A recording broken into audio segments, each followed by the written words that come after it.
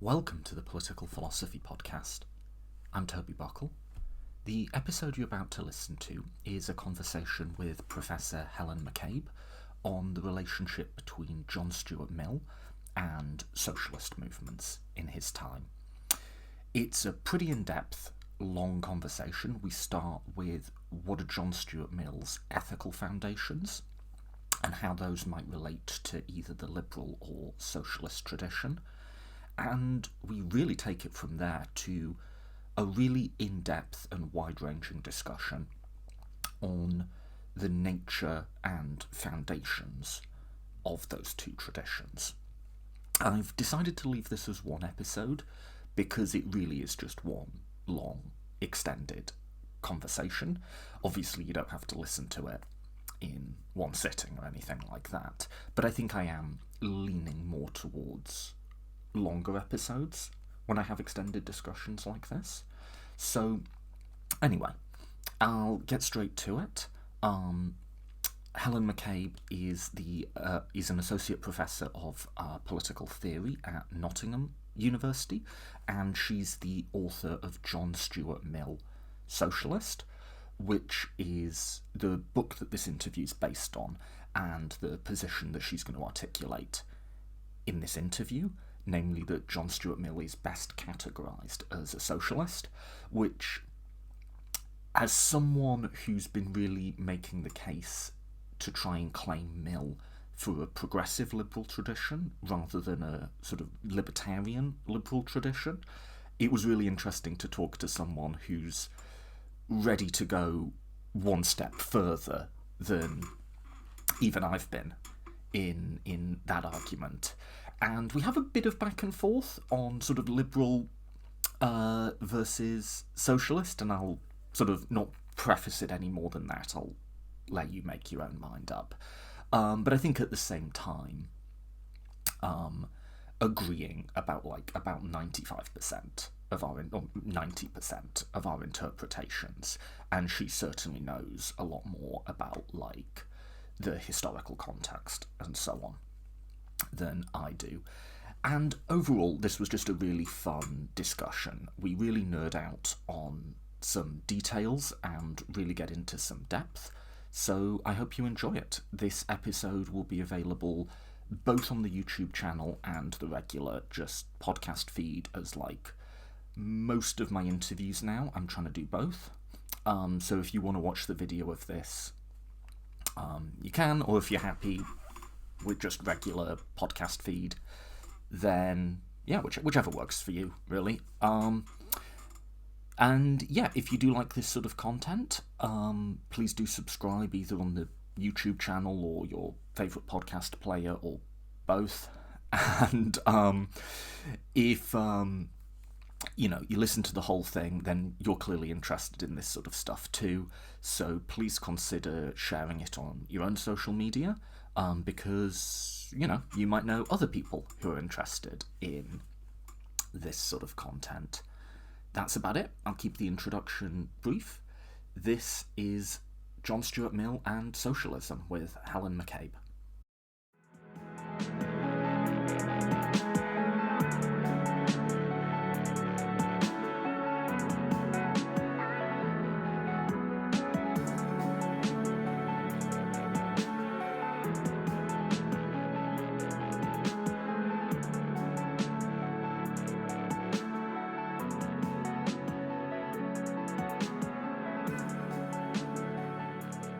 Okay, I am joined today by Professor Helen McCabe. Thanks so much for coming on the podcast. Oh, thank you very, very much for the invite. It's lovely to be here. Yeah, I'm excited for this one. Before we get going, do you have a quick potted bio? What are some of the things that you've researched or taught or just like to think about? Yeah, great. Yes, so I'm an associate professor of political theory at the University of Nottingham. When I'm teaching, I mainly teach the history of political thought because of all my work on Mill. I also work on Harriet Taylor, Mill's wife, and I've got a book. It's due. It's not finished yet. Oh yeah, you're doing sources, aren't you? Yeah. So I'm going to do about how their writing relationship developed and all the different roles they played in each other's work. But at the minute I'm on research leave. I'm funded to study forced marriage. So I've got 2 or 3 different projects on that. One's a kind of philosophical project about forced marriage and modern slavery. So the International Labour Organization has now sort of declared forced marriage to be a form of modern slavery, and it poses lots of interesting philosophical, legal questions about what that means, what it means in practice for prosecutions and for ending both. But we're also informed by using the narratives given by survivors to explain how they experienced their forced marriages and how that kind of reacts or links to different definitions of modern slavery. And then because of the COVID pandemic, I also got some money to study the impact of COVID-19 on forced marriage in the UK. So that has involved me doing lots of things with spreadsheets, which is not my general background. So it's nice to be able to come and talk about the philosophy and kind of my roots and my first calling. Yeah. Oh, you'd love me at work. See, I'm the opposite. I'm a spreadsheetophile or whatever the word is. I like I'm one of those weirdos who likes Excel. You know. Okay, I'm getting better with Excel, but I wouldn't say we were totally friends yet. Collegial, you sit across it from each other at the office. Yeah, and then sometimes I just don't understand what it's done with the formatting, and it makes me cry. Yeah. Okay, and I've just finished John Stuart Mill, Socialist. Oh, we both, yep. Which has a very, very lovely cover, as we were talking about before we came on. Now, there's a saying about books and covers, and it's bullshit. People absolutely judge them on their covers. And I'll even put my foot in it further and say correctly, like a cover is your opening salvo for yes, that's true. Yes. What this book is about. Yes. So, John Stuart Mill, Socialist. Can we start with just like some general getting into Mill? And what I suggested is let's look at like core ethical commitments to start instead of doing like starting with the bio. Because if you want the bio, look at my John Skorupski interview, or I was interviewed on Elucidations. There's a lot to go for. Yeah. But let's skip over the bonkers upbringing, mental breakdown, all of that. Mill starts on Liberty saying, I reject abstract right as a thing independent of utility. Yeah. Every appeal I'm making is ultimately tied to utility, but, and I quote, it must be utility in the largest sense, in the permanent interests of man as a progressive being. So that's an overt statement from Mill about what his ultimate ethical bedrock is. Like what the core of it is he trying to do. And the way I was always taught Mill is that's your starting point. So what does he mean by permanent interests, and what does he mean by progressive being? So those are 2 of the biggest questions in Mill, right? Aren't they? Yeah. In terms of like if we're going to actually take it, which I guess has been my approach in all of my research on Mill, like take what he says seriously and try and work out what he means, rather than coming to it with an assumption that you know because you've read some Bentham, or he uses words that we use commonly, so you think you understand what they mean. Liberty's the best example, right? Your book goes through. So I mean, lots of people taking different approaches in terms of permanent interests. Maybe progressive beings is easier. So I guess Mill thinks that we're all things that can, or beings, so hard to use this, not to use his words, right? Living creatures that can change. And he thinks that societies change over time because of what people do inside them. But he also thinks that individual people change. He's really interested in like a science of character development, which he was trying to get his head round and never publish on it. And this sense of, but I think you can read his autobiography as a kind of individual account of like how are people made, how do they grow. He has some lovely metaphors in On Liberty, right, about us growing like trees in a kind of natural way rather than being turned into topiary. If I can do a self-plug, that's what that's about. Exactly, that kind of tree, and not the ones you see on the continent that are shaped to cause shade and stuff. It's kind of used for everybody else. And I think it's nice the tree metaphor for some of the stuff I'm interested in too, because we might think of beautiful trees that you see alone on fields that have like grown, but in forests trees all have to grow, but also by taking into consideration other trees, right? There's a kind of like somehow becomes this balance where they're all getting light, which I think is one of the things that's interesting about some of the elements of Mill, who is a social theorist. So he's not really just thinking about individual growth. He's interested in man. The man in that sentence is women as well, and it's the whole of humankind, really. It's like people as progressive beings. And I guess one of the key commitments of utilitarianism is that everybody counts as one and no more than one, and that means everybody. So kind of thinking about how everybody's growth would be maximised in the sense of what utilitarians are about, just kind of maximising utility. And I guess I think of permanent interest being the things that we need in order for this growth to happen. And Mill identifies lots of things that stop it happening. So you've got to think of, and then some kind of positive things that help it to happen. And I guess as a kind of social scientist, he's interested in both doing away with things like poverty, which stop growth happening, but also how do you have a society that encourages and nurtures it? And one of the elements of that is the principles of inner liberty, right? Where you have to have a certain kind of tolerant and supportive society where people's individuality, by which he means like their individual character and uniqueness, can grow and flourish. But he thinks that these are constrained by what we might now call, I guess, structural issues. So what progress was possible at different times of history has been different because of the kind of possibilities around in the feudal system. It might be different. It might be different for different people to how it is in an industrial society or how it was in ancient Greece for certain kinds of people. And so some of his judgment I think are interesting because they're talking about different stages of society and different kinds of social constructions. And he's very interested in the question of how social institutions provide or meet those permanent interests, like and help people to do this kind of flourishing. I guess the permanency bit means that they really are there, like all through time, but different periods of time have better or worse capabilities of achieving them. So I guess it might be, one way of thinking about it is in a kind of like Sen-like capabilities. I guess there's a lot of really interesting research into thinking about exactly what Mill means by interests, but I guess that's been my take on it. And because that's quite a complicated thought, like if you think about what capabilities you might need meeting as permanent interests of people, it's a bit more complicated than, say, for plants, where that might be like light, not too much cold, some nutrients. And so the list is going to get very big. And so I tend to think of Mill when he says early on in his life, realise that the direct pursuit of happiness doesn't actually lead to happiness. It leads to having a kind of psychological issue about what is it, and am I happy right now? I think modern psychology research has shown that the minute you ask people are they happy, they're less likely to say yes because they start thinking about it.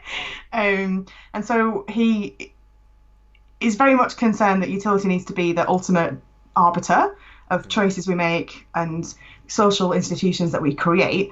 But he thinks, the way I read him anyway, is that there are intermediary principles. I think Pearson Norris Turner's written on this better than I have. I kind of borrowed from his thinking in the book a bit. And there are lots of those intermediary principles. I think Mill writes about this when he talks about the art of life in the system of logic as well. Because each kind of art is going to have one, like medicine has a different end goal to architecture or education, and all of these principles are really important to realise as best we can given the constraints of the societies we live in. But in the book I pick out what I think are kind of like fundamental ones and of interest to thinking about the specific element of Mill's thought, which is thinking about his socialism, which is different to thinking about like his view on free will, for instance, right, which is a big other things to think about. So in the book I picked out. Let's just pause there because I want to let me put that back to you in my own words because I want to just get through that and then we'll get to what are the doubts. I'm just going to pick up on the word intermediate principles and try and just give a real, simplified version of that. Mill is a utilitarian. That never goes away for him in his life. He's always a moral consequentialist, and that is important to reading Mill. I think what a lot of people say about Mill, who maybe aren't super into him, is well, the utilitarian stuff is a bit sketch, but actually you can read a lot of his arguments independent of that. I think you can't. But, I agree. Yeah. But it's intermediate steps. It's not like there's two differences from Bentham, you might point out. The first is if you just straight up ask, what is utility? Regardless of just exactly what they're implying philosophically, very different sounding sentences are going to come out of Mill's mouth and Bentham's mouth. Bentham's going to sort of try and couch it in a lot of scientific language, and Mill's going to use a lot of quite organic, flowery, romantic type language. Yeah. So that's one difference. And without getting into the philosophy, Mill's just a little bit more poetic about how he thinks about it. The next difference is utility's the ultimate goal. There's a few stops on the train between there and what tax policy should be, right? Yes. And my ultimate view is we can sometimes, I think, a little bit anachronistically impose act versus rule type read onto. That's something we've thought up since then. Yeah, later. Yeah. And we've kind of gone back. And if you're going to put it back, Mill's probably more on the rule side, but that's just not really how he's thinking about it. It's more there's a lot of the time, if I'm trying to be happy in life, I don't I might think about stuff I want to do well at work, I want to have a good relationship with my wife, I might pursue a lot of goals that ultimately will make me happy, but they're not coterminous with it. And I think Mill kind of thinks about society writ large in that way too. There's things like freedom and security and solidarity that are ultimately justified because pursuing them will create more happiness, but they're not exactly the same as it. So it's we are after happiness. I've read Coleridge, and I'm going to talk about with more very different flavour of language than Bentham would. Yeah. But the way you get at that isn't that you sit down and you sum it all up in every act. It's that you have these sort of secondary goals that you're also pursuing. That's my account of what I just heard you say. Yeah, no, and I think that is accurate of what I was trying to say. Whether it's an accurate reading of Mill, there's a lot of scholarly debate, isn't there? But I think it's certainly how I would read him talking about ethics, and how to work out how to be an ethical being, and also how to do social policy and be a responsible politician. And so, and so the consequentialism in Mill never really goes away, because I think there's a reading of On Liberty that it's he starts with these two throwaway lines about permanent interests of man, and then basically makes a whole load of rights-based arguments as if he's completely forgotten about them. Yeah. And that, I don't think that's right. I think he's aiming at a plurality of these secondary things that you aim at, all of which are ultimately grounded in utility. And you can tell they're grounded in utility because he never gives a non-consequentialist reason. No, exactly. Yeah. And I guess also maybe it's also thinking about rights, right? There's a tradition, certainly in liberalism, that you've got to think that rights come from outside of human societies in order to give them their proper worth. Because otherwise you just have, it's difficult, but certainly we can't do kind of comparative politics critique of other countries if you just get the rights around the constitution and that's it. That's what rights are. That's just what's in the law. You can't even do critique of your own laws, right? You can't be it'd be better if we had these, because you can't make a rights-based claim. But I think there's plenty of people currently who work in rights, right, who would like to base concepts of rights in something like a capabilities account. So they're not trying to say there are these natural rights, they come from God, or they come from something innate in our nature, or you can deduct them from pure reason in a kind of modern Kantian way. They want to say something about what we know about people, what it takes for them to flourish. And I would see Mill in that kind of tradition as well, of like, he wants to root it in real people and not in what Bentham calls nonsense on stilts, kind of this like metaphysic idea about there being rights that exist somewhere. Which I will give it to Bentham. Humans. I love that quote. It's a great line. And it's even greater when you like actually understand what he means about the stilts bit, and like, all right, it's not just nonsense. It's like elevated into these, great declarations that were coming out around the French Revolution. On the other hand, there are definite, and Bentham would acknowledge, right, definitely really good reasons to have bills of rights in your constitution.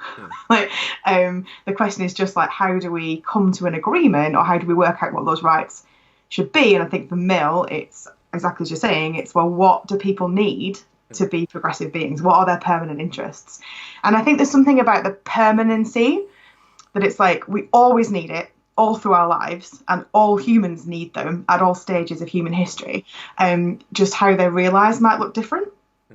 And so that means that gives them the kind of weight, or I think Mill thinks it gives them the fundamental kind of weight that other people want to get from saying, these are, deductible by pure reason, or they're God-given, or they come from some other kind of metaphysical source than just humans thinking it through. So I think he is thinking about kind of really fundamental interests, but they can be quite broad, right? Like we might have a lot, as human beings, we might have a lot of fundamental interests. Yeah, I mean, there's always a thing with political philosophy in particular where we want to really have a heavy-duty normative weight to stuff, right? And I think that's like where a lot of dubious philosophical claims about rights can come in, is this has to be like incontrovertible, and you start with the idea that it has to be incontrovertible, and then almost like work back to like, well, what would arguments that got you that conclusion look like? And actually you want to go the other way. You want to say, well, no, what actually do we have reason to believe in? And so it's interesting, it's both a kind of crisis of modernity, isn't it? That you can't just say, oh, they come from God, so there we are, boom, easy. But also crisis of modernity of having seen such egregious rights violations that you are reminded, I mean, at the minute, reminded on a daily basis, right? Why rights ought to be, but obviously aren't completely inviolable, or certain rights ought to be completely inviolable. And so I think, there's a reason why we all care about this like really significant normative weight. And I guess it's one of the challenges for political philosophers. If you're not going to take a kind of theological answer, then there's a huge amount of political philosophy to do to work out how do we make those kind of normative claims. And obviously, as you say, Mill's answer is utility. Yeah. Okay. So utility at our foundation, secondary principles, almost like, I would say, this thought is occurring to me now, so tell me it's rubbish, but it's a writ large, writ small thing. The writ small is, I want to be happy, but actually, like, most of the time, being happy is more going to be about, like, I want to put out a good podcast episode, or do well at work, or, like, have a nice evening with my friends, So, and then the writ large is, we want all people universally counting as one and not more than one to be happy. But actually, like, the best way to go about that is by focusing on some other things that society as a whole tries to pursue, like security or liberty. Yeah, and I think that's, in that sense, also the writ large, writ small. So, like, on an individual level, I'll be happy if I get a good night's sleep. I'll certainly be less grumpy, and my colleagues might be happier. I'll be happy if I read a good book. There's like kind of small things I can do. Have a good night with my friends. But fundamentally, none of that's possible unless I've got security. Yeah. Fundamentally, none of that's possible unless I live in the sort of society that lets me make my own decisions about my own well-being. Right. At least within certain kind of constraints. Fundamentally, it's not going to be possible unless, for me, right, if there's going to be some basic gender equality and other kinds of equality that Mill's interested in. So I think the kind of core principles, they're background, aren't they? Like once they're more in place, then we can drill down to the very small things. And I guess that's one of the powerful things about liberty, is pointing out how such a massive myriad of things make individual people happy that would also make some other people really unhappy. But the point is to have the kind of space in which we can all pursue them without kind of judgment and being prevented from doing it because somebody disapproves. So you've got a list of them in your book. Liberty is one. That's Yeah, a core commitment for Mill. I've covered that a lot, and maybe we'll get back into that, but let's leave that be. Progress, that's another. Again, I've covered it a lot on the podcast, maybe we'll get right. back to it.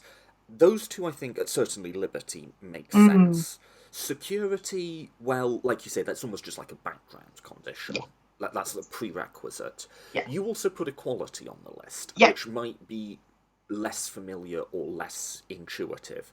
yeah, Equality's core for Mill.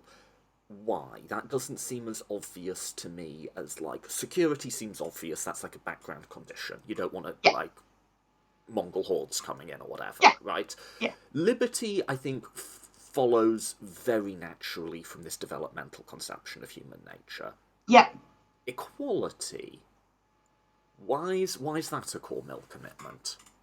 So, and I think it covers a fair few things, doesn't it? Which is also kind of interesting. So I suppose part of how I approach the book is just like, let's look at his work. What does he talk about a lot? What does he really care about? And you, when you do that, you notice equality. So then I think it has an implication for lots of different elements. But I guess one reason for why would be this. It is a basic tenet of utilitarianism, right? Nobody counts for more than one. Like, utilitarianism is radically egalitarian in at least one sense, right? If you're making policy decisions and you've got resources, I mean, this is not really how it works, but like resources that would improve the well-being of 100 people or 10, probably, depending on what the difference is, you should give it to the 100, right? And it shouldn't matter. I mean, both the 10 are your family. That shouldn't make you make a difference, which is a real challenge. People think that means utilitarianism is like deeply unethical, right, as a system. But it certainly shouldn't be the case, which is one of the kind of politically radical elements of utilitarianism that we practically forget from how early it came about in Bentham. Shouldn't make a difference to you that you could do this thing for 10 noblemen or 100 peasants. Yeah. Like the 100 should weigh out the 10, even if they've got this kind of higher social status. So I guess there is a kind of fundamentally, I don't know, leveling in that sense. But I mean, people then think leveling down, that is maybe not the best route, but kind of, yeah, fundamental equality. And then I also think Mill recognises, and this is what I think is interesting about Mill, like all these core principles interact in lots of interesting ways. But I think Mill's not that interested. Right? Mill would like a totalitarian society because he's interested in freedom, right? But a society in which there's freedom for one gender or one race or one class or one caste is also not interesting for him, because there's all these other people who aren't getting to experience utility. And I guess one of the interesting things in books like Subjection of Women is that he points out that even the people who benefit from the inequalities, so the people who have most, they don't benefit as much as they think they do. Like, it's bad for them in lots of different ways.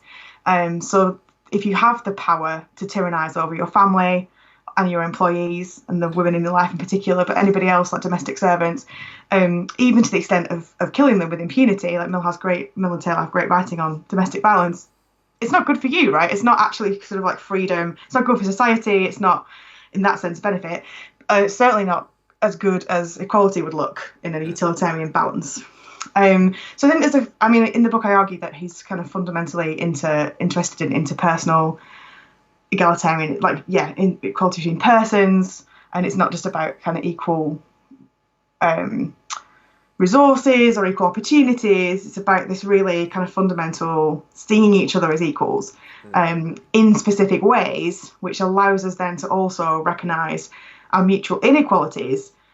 Sometimes we just are better at doing something than other people, sometimes, right? Which then also fosters this sense of how we fit together and why it's important that people can like be diverse and freely develop their individuality, because it's so much better to have lots of different, interesting, or even different, boring people than everybody looking kind of uniform. So, if I'm hearing you, there's at least two reasons for Mill to think equality's very important. One is it just seems an almost inescapable conclusion from basic utilitarianism. Like, if the welfare pure bent for my utility gain I can get by giving a homeless person £1,000 versus giving a millionaire it. would suggest that if you have an extra million, you divide it up amongst the homeless people rather than just having it just stay in some millionaire's bank account. Yeah. That seems virtually inescapable from a utilitarian point. So just because utility is one answer. The other is that it's an enabling condition of freedom. And the utility argument I made about wealth, you could also make about status and power hierarchies. It's almost directly analogous in my mind. So those are because utility, one, and two, it's a background condition for freedom. And then that moves you on, though, in that Mill is quite a bit more radical than most contemporary liberals, and I think actually most contemporary socialists. In some respects, in saying that this will require a change in people's moral attitudes, and so there's equality, which we covered, and then there's this idea of like social solidarity or fraternity, in the words of the French Revolution. What's up with that? What's going on there? Yeah, no, so I think just one further thing on equality. I guess I don't think it's even just that it's a background condition for liberty. This is the way I think about them interacting. In some respects, a background condition for security. Like women are just a lot less secure, right? Yeah. Because people get to murder us and beat us up and stuff with basic impunity, even in modern societies, never mind Mill society. So we don't have security in the right kind of ways. It's important for progress. I think Mill thinks there'll be so much more progress if there are equal marriages, if there was other kinds of equality, better decisions made if everyone's voice is heard. Like these kinds of issues are also fit in. But then it also fits with the fraternity thing. Yeah. So because utility, and then because it supports all the things we care about. Yeah.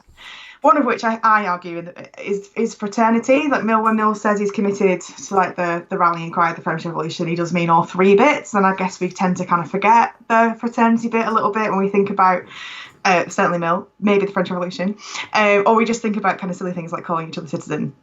So Mill's very. So for instance, Mill's really anxious about like class conflict and social disharmony, but I think if we understand this concept of equality like I do as relational equality, then that already has a sense of fraternity in it, right? Like you have to respect each other as something that is equal or is fundamentally equal, even if then you're like, oh, but Toby's a better podcaster and philosopher than me, but I don't know what I'm good at that you're not. Cooking, I don't know, gardening. Certainly gardening. Have me. I'm sure you're a better philosopher. I'm sure you're a better philosopher than me. Gardening, my God, our goal was we'll get a dog once we can keep plants alive and not kill them, and that was 10 years ago. So okay. No, so gardening, you'll have me. That's why sorry, it's over there. So that's why I keep looking that way in my room. But sorry, please go on. No, yeah. So I think so. The fraternity bit allows us to. So maybe I think the fraternity bit allows us to do relational. I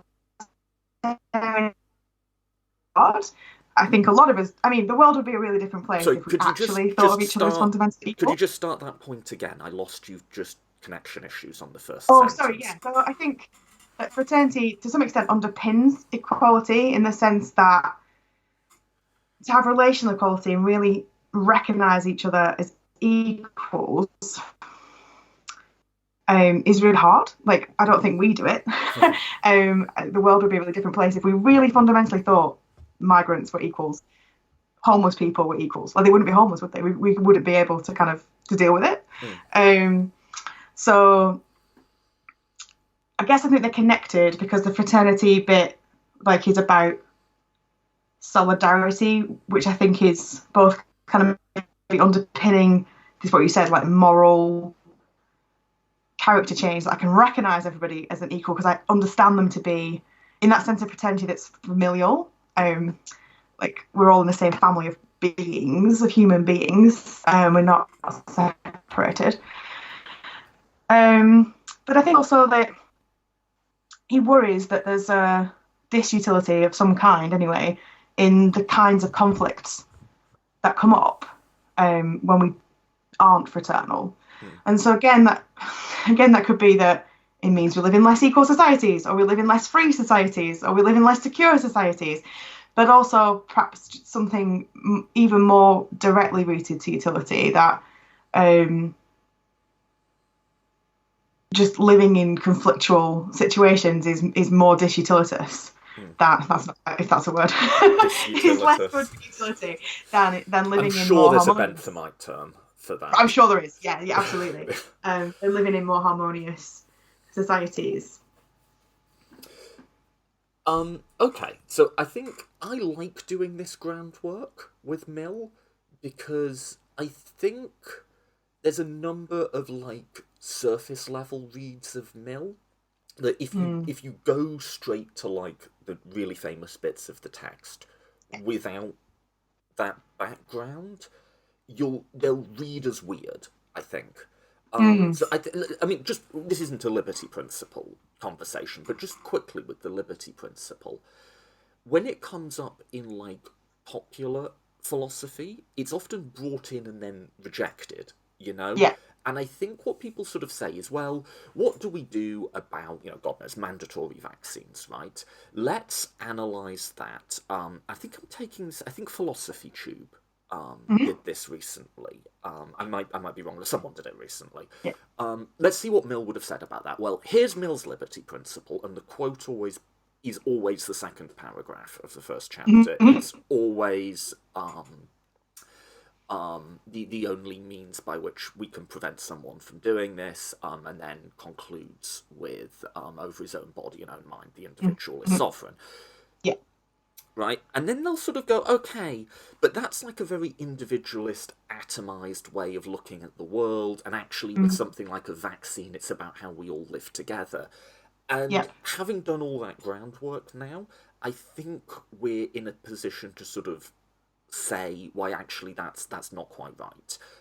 I would say actually, while the one in the first chapter, the introduction, is the most rhetorically powerful and famous statement of the principle, the best one for understanding the mechanics of what's going on is the one he offers at the start of chapter 4, when he's starting to think through how it works, where he says, look, you've got liberty on the one hand, and then you've got a bunch of other stuff, some of which is decidedly communal. Yeah. And I sort of want to get as much as I can of both. And this is like a rule of thumb. It's not exact. It won't black and white delineate the world into two camps. It's actually not applicable in all historical ages and circumstances. But for where we are right now, it seems to me this is a good code of practice for just how we start to think about it.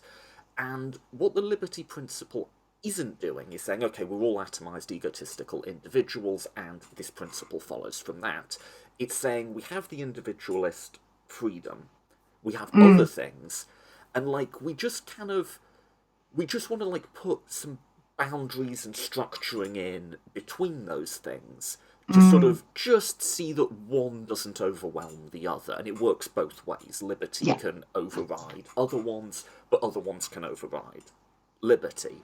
And anyway, I'll stop there. But if you don't do that groundwork of what are his core ethical commitments and what does he see himself doing, I think the text just doesn't make a lot of sense if you read it as a capital L libertarian, it's only individuals sort of thing.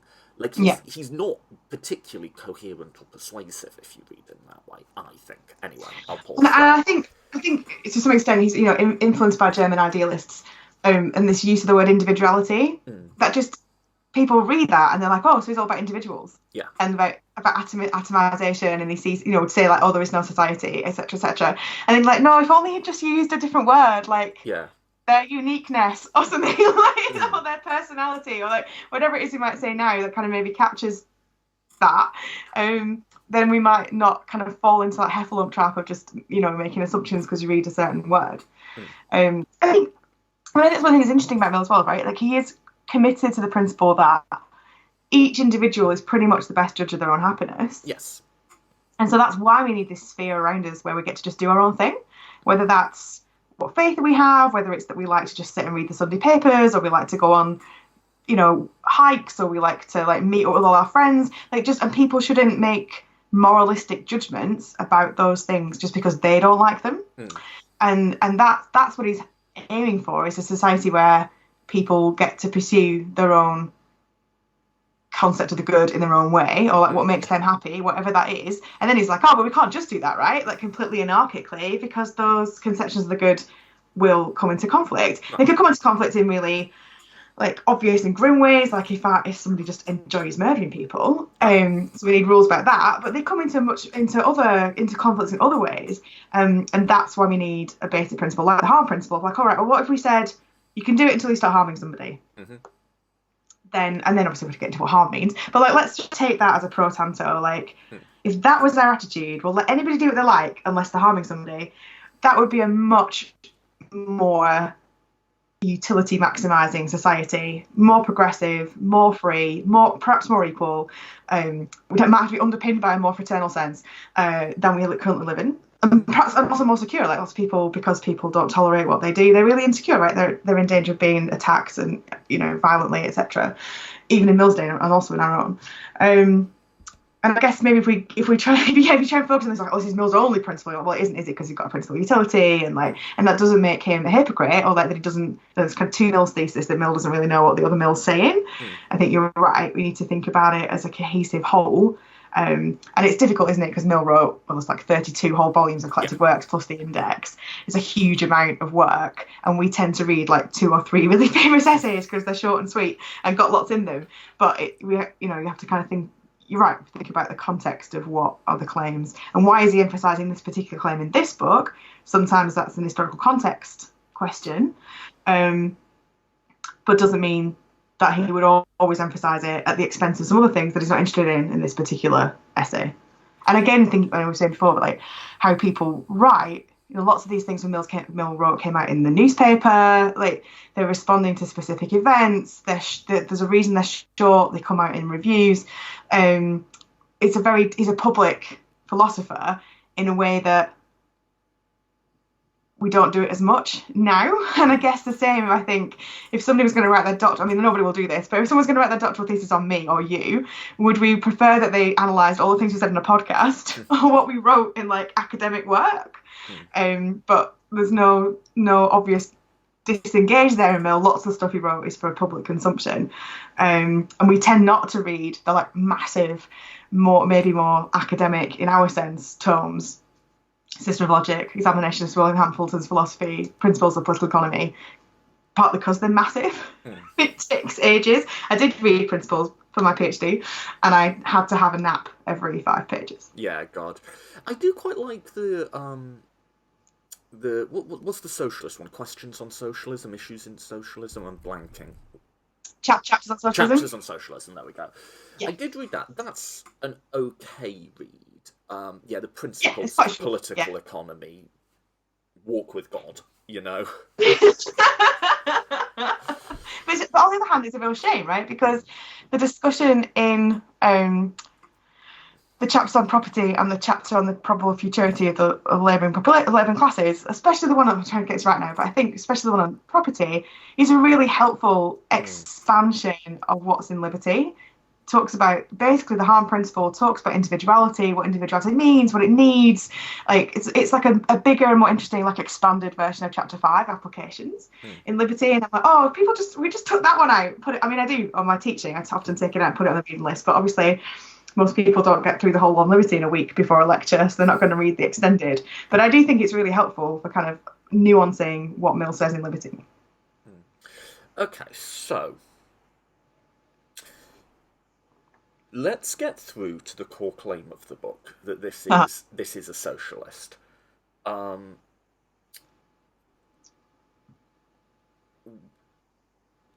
Why? I might give a bit of pushback on this, but like what we've I'll give the pushback straight up. Here we go. Okay, one sense this is a socialist in that you have a commitment to equality that's pretty radical, both by today's standards and then. And I think the most socialisty bit for me is the fraternity stuff. That seems distinctly socialist to me. Yeah. At the same time, it's not just that he retains this very individualist, I'd say pluralist sort of account of freedom, and that he's still like, the fact that I'm saying this isn't a libertarian in the modern sense doesn't mean that he's not really, really, really into this stuff. He is. Yeah. Like, no, he is. you know. Yeah. It's not just that that is retained. I'm not saying socialists can't care about freedom. But this whole way of thinking of, like, having a balance of different goods you're trading off against each other, this whole thing where you're asking questions like, you know, how do we find the right boundary between individual freedom and social harm? That just, and this whole, like, progressivist, like, and you can get into, like, what's your model of free, you know, liberalism that you're basing on. That all still feels liberal to me, in a big sense. Like, I'm not sure, like, I almost want to say you've got a spectrum and Mill's somewhere on that spectrum. Like, I'm not... So many spectrums, Mill was somewhere on them, yeah. Yeah, so that's my pushback, and my pushback is like a pure, like, as they'd say on Twitter, this is a vibes argument I'm giving you here, right? In that there's still just a lot of liberal vibes in this thing. That's I guess my hard pushback might be that's because we think socialism has to have a totalitarian vibe, as it were. Like, we think of socialism being Stalinism, and you've got not even Leninism, but like full-on totalitarianism, murdering people, forced famines. It's all for the collective good, supposedly. Individual people just don't count. You know, one person dies of tragedy, a million people is a statistic. Like, you know, that kind of, which I guess is utilitarian, but the wrong way around kind of view. That's what we think of often when we think of socialism. We think it's all about massive sacrifices. It's like Animal Farm, right? And I guess I just think, I mean, that's not true about socialism. It's true about some ways in which socialism has been instituted in the world, absolutely. And I'm not going to say, I know lots of socialists are like, oh, it never really got tried. I think these are regimes that call themselves socialist, right? And so people are right to think about them. But there's also a huge amount of other forms of socialism. And particularly in Mill's own day, like, there wasn't Marxism, right? It was only just beginning to be Marxism. Did Mill know Marx? Because they were writing contemporaneously, but he never, like, read They lived in London at a similar time. Marx read Mill, so there's obviously writings on Marx on James Mill, but also writings of Marx on reading Principles of Political Economy. And when he came to London after 48, he definitely read Principles, which had just came out in 48, first edition. I know we weren't going to do biography, but some dates and facts. So Marx read Mill, but not the reverse. Yeah. So the only thing that I think we can be sure about that Mill read is that it's nice for me because I now teach in Nottingham, or work and research in Nottingham. There was a Nottingham branch of the International Working Men's Association, so the kind of we would now think of as Marx influence, but because he was the secretary, but obviously had a huge number of more people in it. They sent Mill some stuff. They wanted Mill's view. As this, like, say, public philosopher, public economist, friendly to cooperation and certain kinds of socialism, and also, like, really engaged with responding to at least certain groups of working class people on certain topics, right? Like, always wrote back about women's rights stuff, engaging with, like, all the people who were interested and people he saw as being kind of part of the future. So they sent him something called an essay that Marx wrote called Working Men in the War. So it's about what working people should think about the Franco-Prussian War, which obviously ends with has the Paris Commune as part of it, right? That's what we might think about now for the Franco-Prussian War. And so that is signed by all the members of the International, like the committee of the International. So Marx's name is on it. But there's no reason to think that Mill would have spotted that as like, oh, right, that's Karl Marx's organisation, is it? Because Marx had not published anything that I think Mill would have read. Like, he'd written the manifesto, obviously, but the likelihood of Mill getting his hands on the manifesto, I think, is quite small. Like, Mill has a middle-class job, right? Like, he lives in London. And then David Leopold, who we talked about before, who's a real Marx expert. He did the Young Marx, didn't he? Yeah, exactly. So he, like, we went through this when I was writing my thesis with him, and he said, you know, fascicules of the first chapters of Capital, were circulating in French the year Mill died. He died in May. So Mill obviously was a fluent French speaker, lived in France, died in France. So like maybe, but were they circulating in circles that Mill, like why would Mill have got hold of them? I think the jury's still out a little bit, but maybe Mill's German was better than I was thinking it was when I first was writing on this topic, and Capital was out in bits of Capital were out in German earlier. But again, would Mill have come across them? I think we think of Marx as such a dominant name, but actually wasn't really famous until after Capital, and he's basically dead. Yeah. You know, and Mill talks about in the chapter on socialism that you were just mentioning. Mill talks about revolutionary socialism, and that definitely is like a sign that Mill knows about kind of Marxian ideas. Talks about this strike that happened in Bâle in Switzerland that was inspired by Marx's writings. So I think he's aware of it, but not in the sense of read any of this scholarly stuff. So there's this letter, which is like one last word in this, right? I guess there's a letter from a friend of Marx's to Engels when Marx has just arrived in London. Engels is checking is Marx okay, and his friend says, yeah, he's fine. He's immersing himself in political economy. His only friends in London are Mill and this other political economist, Weber, I think he's called. And when you go to Marx's house, instead of tea and cake, as it were, you get Principles of Political Economy. Yeah, Marx was and some people have taken this. So like you go see Marx and all you get is like economics chat. He's like super absorbed in it all. Some people have taken this to mean like literally Marx's only friends in London were Mill and this other economist. And I think it's pretty obviously like a joke. So there are some biographies of Marx that are like, and he was friends with Mill, see this letter, and have been to conferences where people have like made this claim again and again, but the only evidence for it is this letter from a friend of Marx and Engels, mutual friend.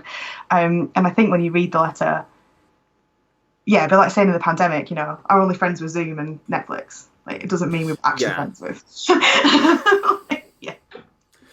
And it makes sense with Marx's character. Like, he is the sort of man you would make that sort of joke exactly. about. I think it's very, and like, obviously, it's a revolutionary period in Marx's development as a thinker, right? From the different, and we all know Marx, you know, doing Marx scholarship, the difference between his pre-48 writing and his post-48 writing. It's like recognition that it's the economy stupid, that really needs to get his head round. And so there's a fascinating connection, but no reason to think, you know, Mill was very retired character, like he went to work and then he went home basically. He didn't do a huge amount of public speaking and engagement till he was an MP. Even then, not very much. Like he refused to campaign on his own behalf. He didn't think political candidates should do that. I just don't know where he and Marx had bumped into each other. And the only account we've got of like Mill's home life is like Mill playing the piano, lots of Mozart and his own compositions. Mill had canaries and a Persian cat. And I'm like, Marx drank a lot of beer. He played party games, like the kind of stuff we hear about Marx's home life. Not sure they would have gelled. Yeah. Different vibes. Okay, so if he didn't know Marx, he definitely does know sort of proto. Knows other socialists. So here's my question. Here's where I think you were going before I had that question about Marx, which was like super interesting. But is what does socialism mean to Mill? Because we've talked about is he a liberal or a socialist or somewhere in between. He called himself a socialist, and he actually almost never uses the word liberal. He'll use the word liberal in stuff like liberal-minded, but not as an ideological label. No, he stood for the Liberal Party, but as a working man's reform candidate, right? Yeah. So so partly I think, and that's one of the reasons I think it is really interesting that he puts himself under the general designation of socialist in his autobiography, because he was a really rampantly partisan Benthamite, right? Yeah. And he said as he recalls it, he invented the term utilitarian. I mean, he might not have, like, there's, scholars disagree, but he remembers kind of inventing it as a banner that he and his friends like wholeheartedly endorse. That's how they define themselves. And then he does all this, debating and under this banner against Coleridgeans, against socialists, like Owenites, and it starts. He realizes he doesn't like it. Like, he realizes in the heat of a debate, he's really insulted a really good friend, and it really put him off partisanness. And there are other elements, as mental crisis and rethinking his Benthamism and seeing like many-sided truths, and he just thinks partisanness is a bit of an obstacle. So he eschewed most labels for the rest of his life. And I think that's one of the reasons that we should take the general designation of socialist quite seriously, because he doesn't do it very often. And so I think when he does pick one, it's a sign he really meant it. And that's one of the things I mentioned, is like exploring, well, what on earth did he mean by that term? But again, it explains the qualifier. And so a few pages earlier, he talks about a qualified socialism. And I think in part that is about how he doesn't want to put himself under the banner of any of the other existing socialist groups. So say he met Saint-Simon when he was 14, but as Mill puts it in his own like recollections, that was before Saint-Simon was like famously the founder of a religion and of socialist thought. But he was very engaged with Saint-Simonians, and one of his best friends was a Saint-Simonian, and he very nearly signed up in his what would he be, mid 20s. This is like 1830, 1831, 32. And then he says, no, but I'm A, not quite, and B, I'm just not doing the signing up thing anymore. He knew about Fourier. Initially, like everybody, he picks up on the sea will taste of pink lemonade thing in Fourier. He says he writes this great letter to Harriet Taylor. There will be 6 moons. This guy Fourier, he seems to be a French Robert Owen. Long and flexible tail. Yes, yeah, and they're wonderful. I mean, like the cartoons of Consideron, if you see them when Consideron was elected into the 48 Parliament, of like Consideron with that tail, like spying on his fellow. It's great. Anyway. Like these things that really kind of capture the public imagination about Fourierism. But once he'd read some Consideron, which is the kind of like cleaned up, sensible version of Fourier, he was much more interested and engaged, and there's long passages on Fourierism in the Principles. He knew Robert Owen. Bentham was an investor and knew Lanark. He knew all about Owenism. He knew William Thompson, so a different kind, and he read his books on a different kind of cooperative Owenism. He's really good friends with Louis Blanc. And got very engaged with producer cooperation through the work that Louis Blanc had done with the national workshops after the French Revolution in 48. And then after Louis Blanc's exile in London, he's one of the only people that ever went back to Mill's for dinner. Like, so I say, Mill's a really private person, but definitely Mr. and Mrs. Blanc went over to see Mr. and Mrs. Mill. I think the only other person we've got records of is Mazzini. It's a great dinner party imagining, right? Like, so... And he knew consumer cooperators in Britain. So George Jacob Holyoake, they had a bit of a fractious relationship, but defended him in public and stuff. And he got lots of information about the Rochdale pioneers, who you might know from accent. I come from near where they were. Other people trying producer and consumer cooperation across Britain. And he wrote detailed accounts of what they were doing and how successful they were being in the Principles, which got revised six times in his lifetime, I think. So it's all this socialism we're not really familiar with, I guess. It's all really decentralised. It's all very grassroots-led. It's all very voluntaristic. No, this sort of pre-Marxian socialism is actually one of my favourite periods, because it's sort of like the beasts that walked before the dinosaurs. Like, no one spends any time on that, but there's some absolutely bonkers stuff there, fascinating stuff there. Yeah. And I think it fits together now, because, like, Mill's interest in liberty is the obvious one, right? But I also think his interest in equality is one of the things that puts him off the state running anything. And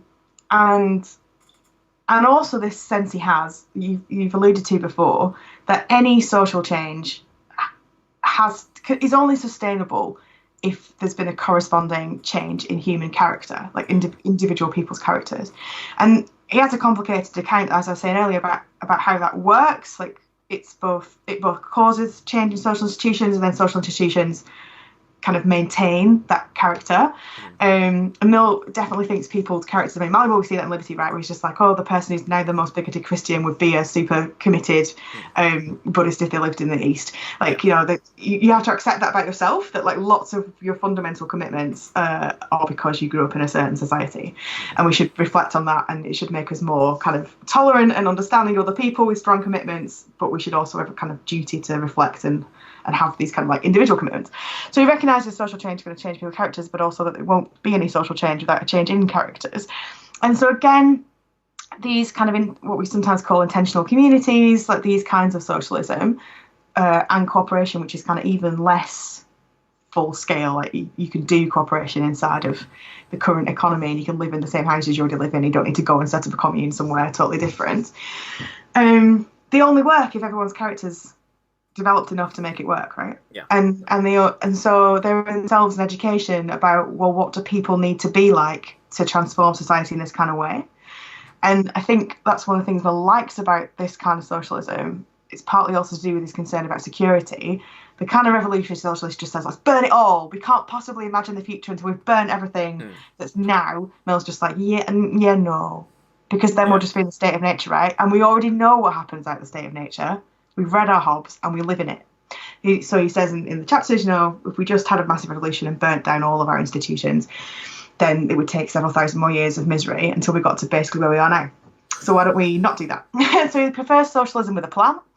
But I think that's like more fundamental than just sort of being a bit risk averse. And I guess some people read him as being like, it's a mark of his liberalism that he said, these crazy people can make whatever experiments in living they like. I think people should make experiments in living. And if they want to make experiments in socialistic living, then let 1,000 flowers bloom. I think it's probably a bit more than that. He's not just like tolerating. He's interested in and kind of committed to this as a radical means of reform, but also a feasible and accessible and sustainable means of reform, which some other plans by socialists aren't. Right. So it's not only do we want to get out from under socialism as totalitarianism. Yeah. I think a lot of what is called to mind when we say like democratic socialism today is sort of like the agenda of a party platform. Yeah. Like, this is this would actually be one of my critiques of contemporary democratic socialism in, say, the UK or the US, is, on the one hand, what it seems to basically want is just a list of stuff the government could do vis-a-vis the welfare state or what have you.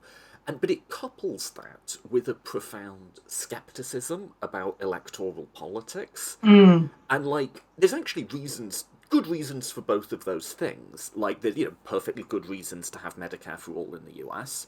Yeah. And there's perfectly good reasons to be sceptical about what they call electoralism, or like the view that actually there are structural reasons why representative democracies aren't serving working people. Yeah.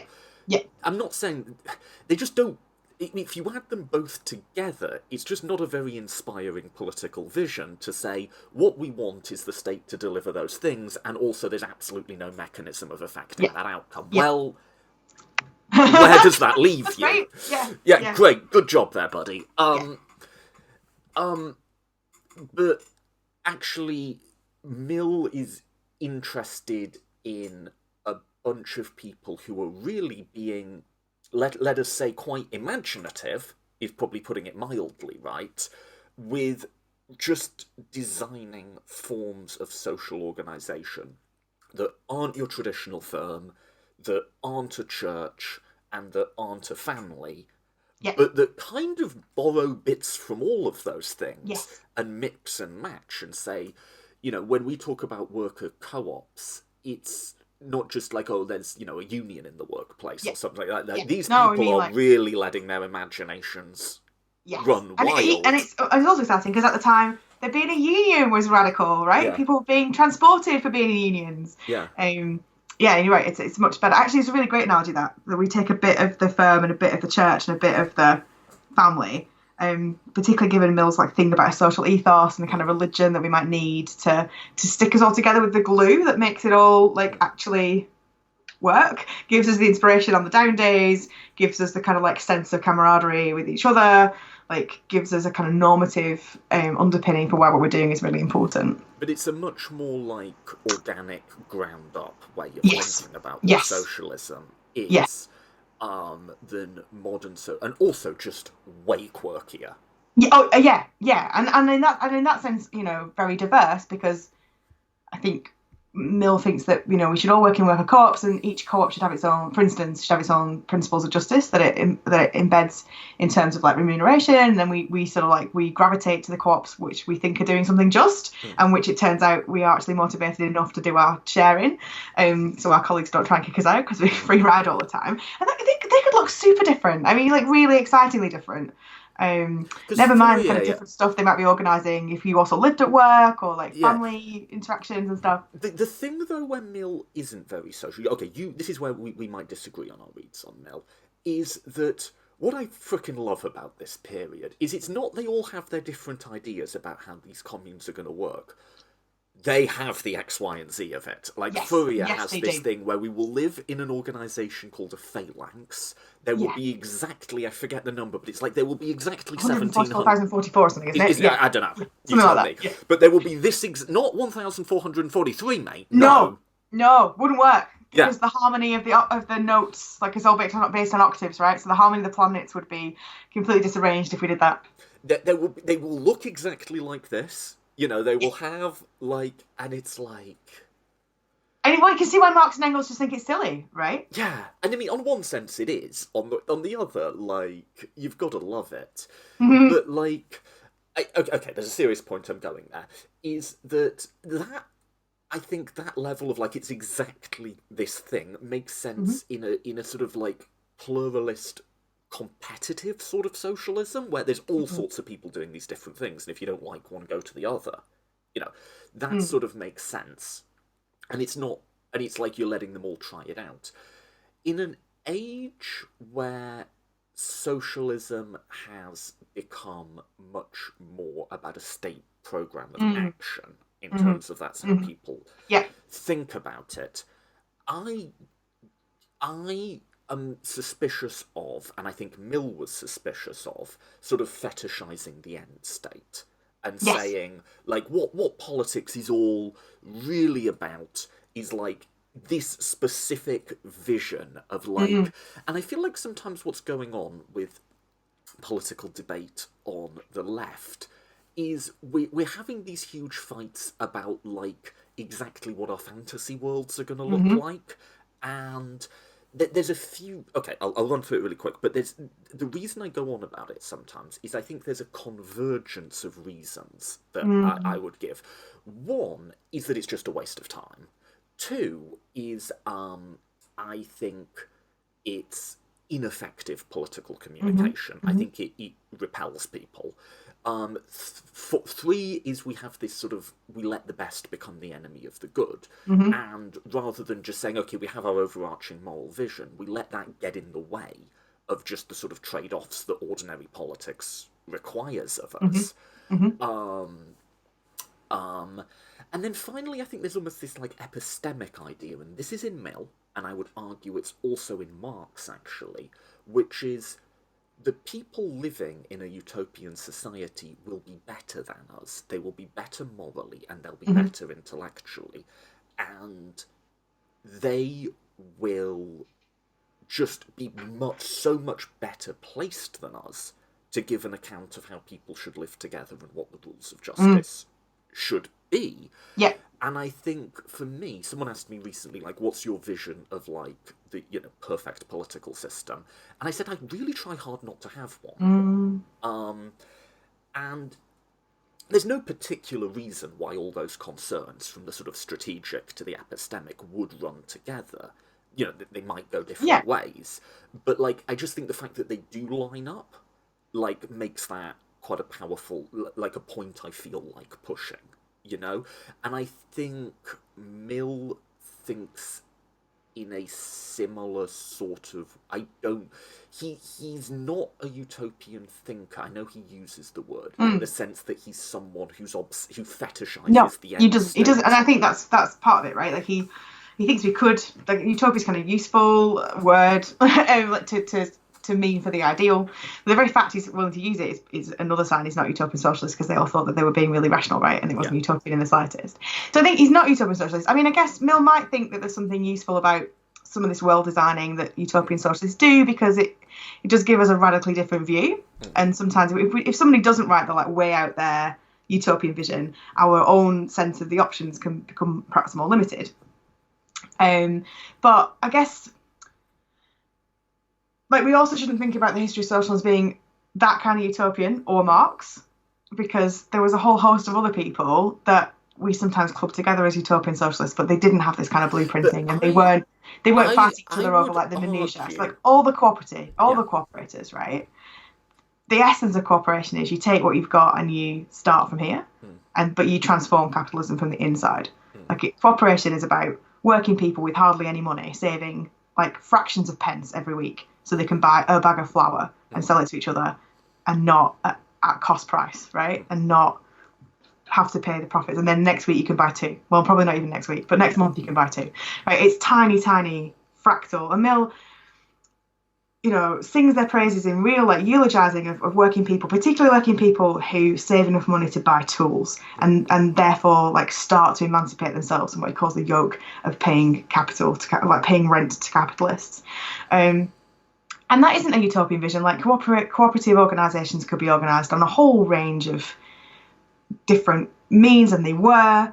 Whatever worked, and some of them didn't work, and some of it didn't work for structural kind of practical reasons, like the law didn't allow joint ownership, and so one person would have the funds and then just abscond with them. Sometimes it didn't work because people aren't very good at actuarial calculations and they gave each other too much credit because they knew each other and they were trying to be nice, but that doesn't work. But lots of the time it did, right? And so I guess Mill is kind of interested in these more crazy, but I guess even then he doesn't think Sansomonianism is practical. It's just it's an interesting challenge to how we might think of society.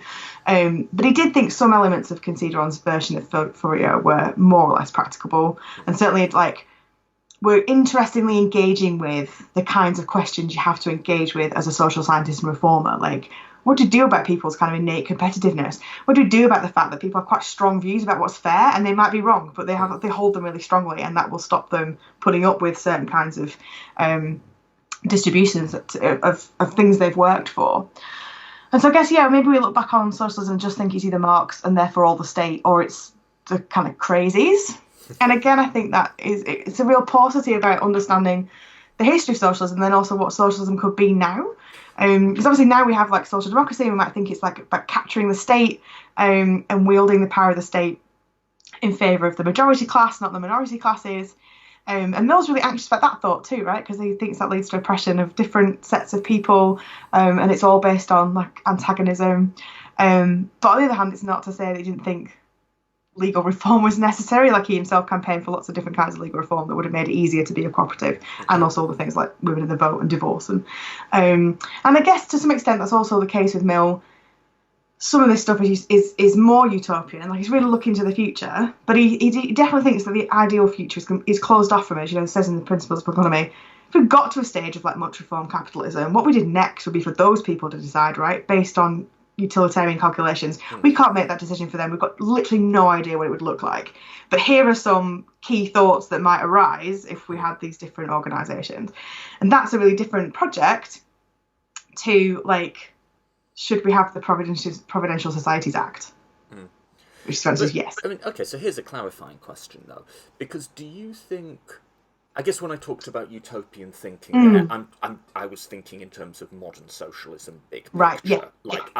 I try to avoid a specific end state for, this is what's going to happen when we capture the state. Yes, sort of thing. Yeah. Right? No, but I think you want to influence the state and have left-wing parties elected and do certain things, right? Yeah. I'm not an anti-electoralist. I think that matters. It's one of many things, but it matters. I think, hang on, where was I going with that? Is that, that instinct you described in Mill is mine. You have a direction of travel, certainly. You have moral values and political values that you're interested in. And you could probably sort of sketch out some broad features of where it is you'd like to go. It would be more equal, right? That sort of thing, right? But you don't have the detailed blueprint. No. There might be detailed blueprints in the smaller case, you might have a specific plan for how to put together a cooperative. Yeah. But you don't have a detailed blueprint for your overall, this is how society's going to look. That is exactly how I think about political time, right? I guess my question is just do we think that is a uniquely liberal thing? Because it seems almost a little dismissive of socialism to say that socialism couldn't have that conception of social time, and that there But socialism isn't just revolutionary socialism. There's a long history, and it's also not just utopian socialism where we have to like somehow magic ourselves there. Yeah, right? I think socialism has a tendency towards utopianism that can sometimes get the better of it, frankly. But that's... I don't know, I could almost make the case both ways. I would say that the conception of social time that you just outlined there has definite liberal vibes for me, but I don't see an in-principle reason. So I guess one thing to think about maybe, like Mill has this view that we have, he talks about this, he has this metaphor of the North Star, right? There's like a thing we should be aiming at, but it guides our everyday action, and it's not a thing we're going to reach. So if you want, he has this, if you want to navigate from London to the Port of Hull, then you would want to use the North Star to tell you you're going in the right direction, but you're not actually navigating to the North Star, right? That would be weird. You're trying to get Hull. And so I think he thinks that one of the reasons we should think about our actual ends is because they are the North Star, right? But he's very aware that we might never achieve them. In fact, even achieving them might not quite be the plan, like, because it's never going to happen. Like, it's in a different realm, in that sense. But we should definitely be aiming in that direction. We should use them as our guiding principles, and that's one of the ways in which we should be assessing, like, contemporary political reform. Is like, well, does it take us any closer to the North, right? Does it get us? Is that going to take us, I don't know, up the East Coast? That's a good start. Or are you sending me like back round towards Cornwall, which is definitely not the right answer if I want to get to Hull from London. So, and I guess I wonder whether liberals have that. There's anything more than just like, well, we should be free. Not that that's not an important concept. Or whether, I think some liberals would just say, well, that's a really perfectionist attitude or something.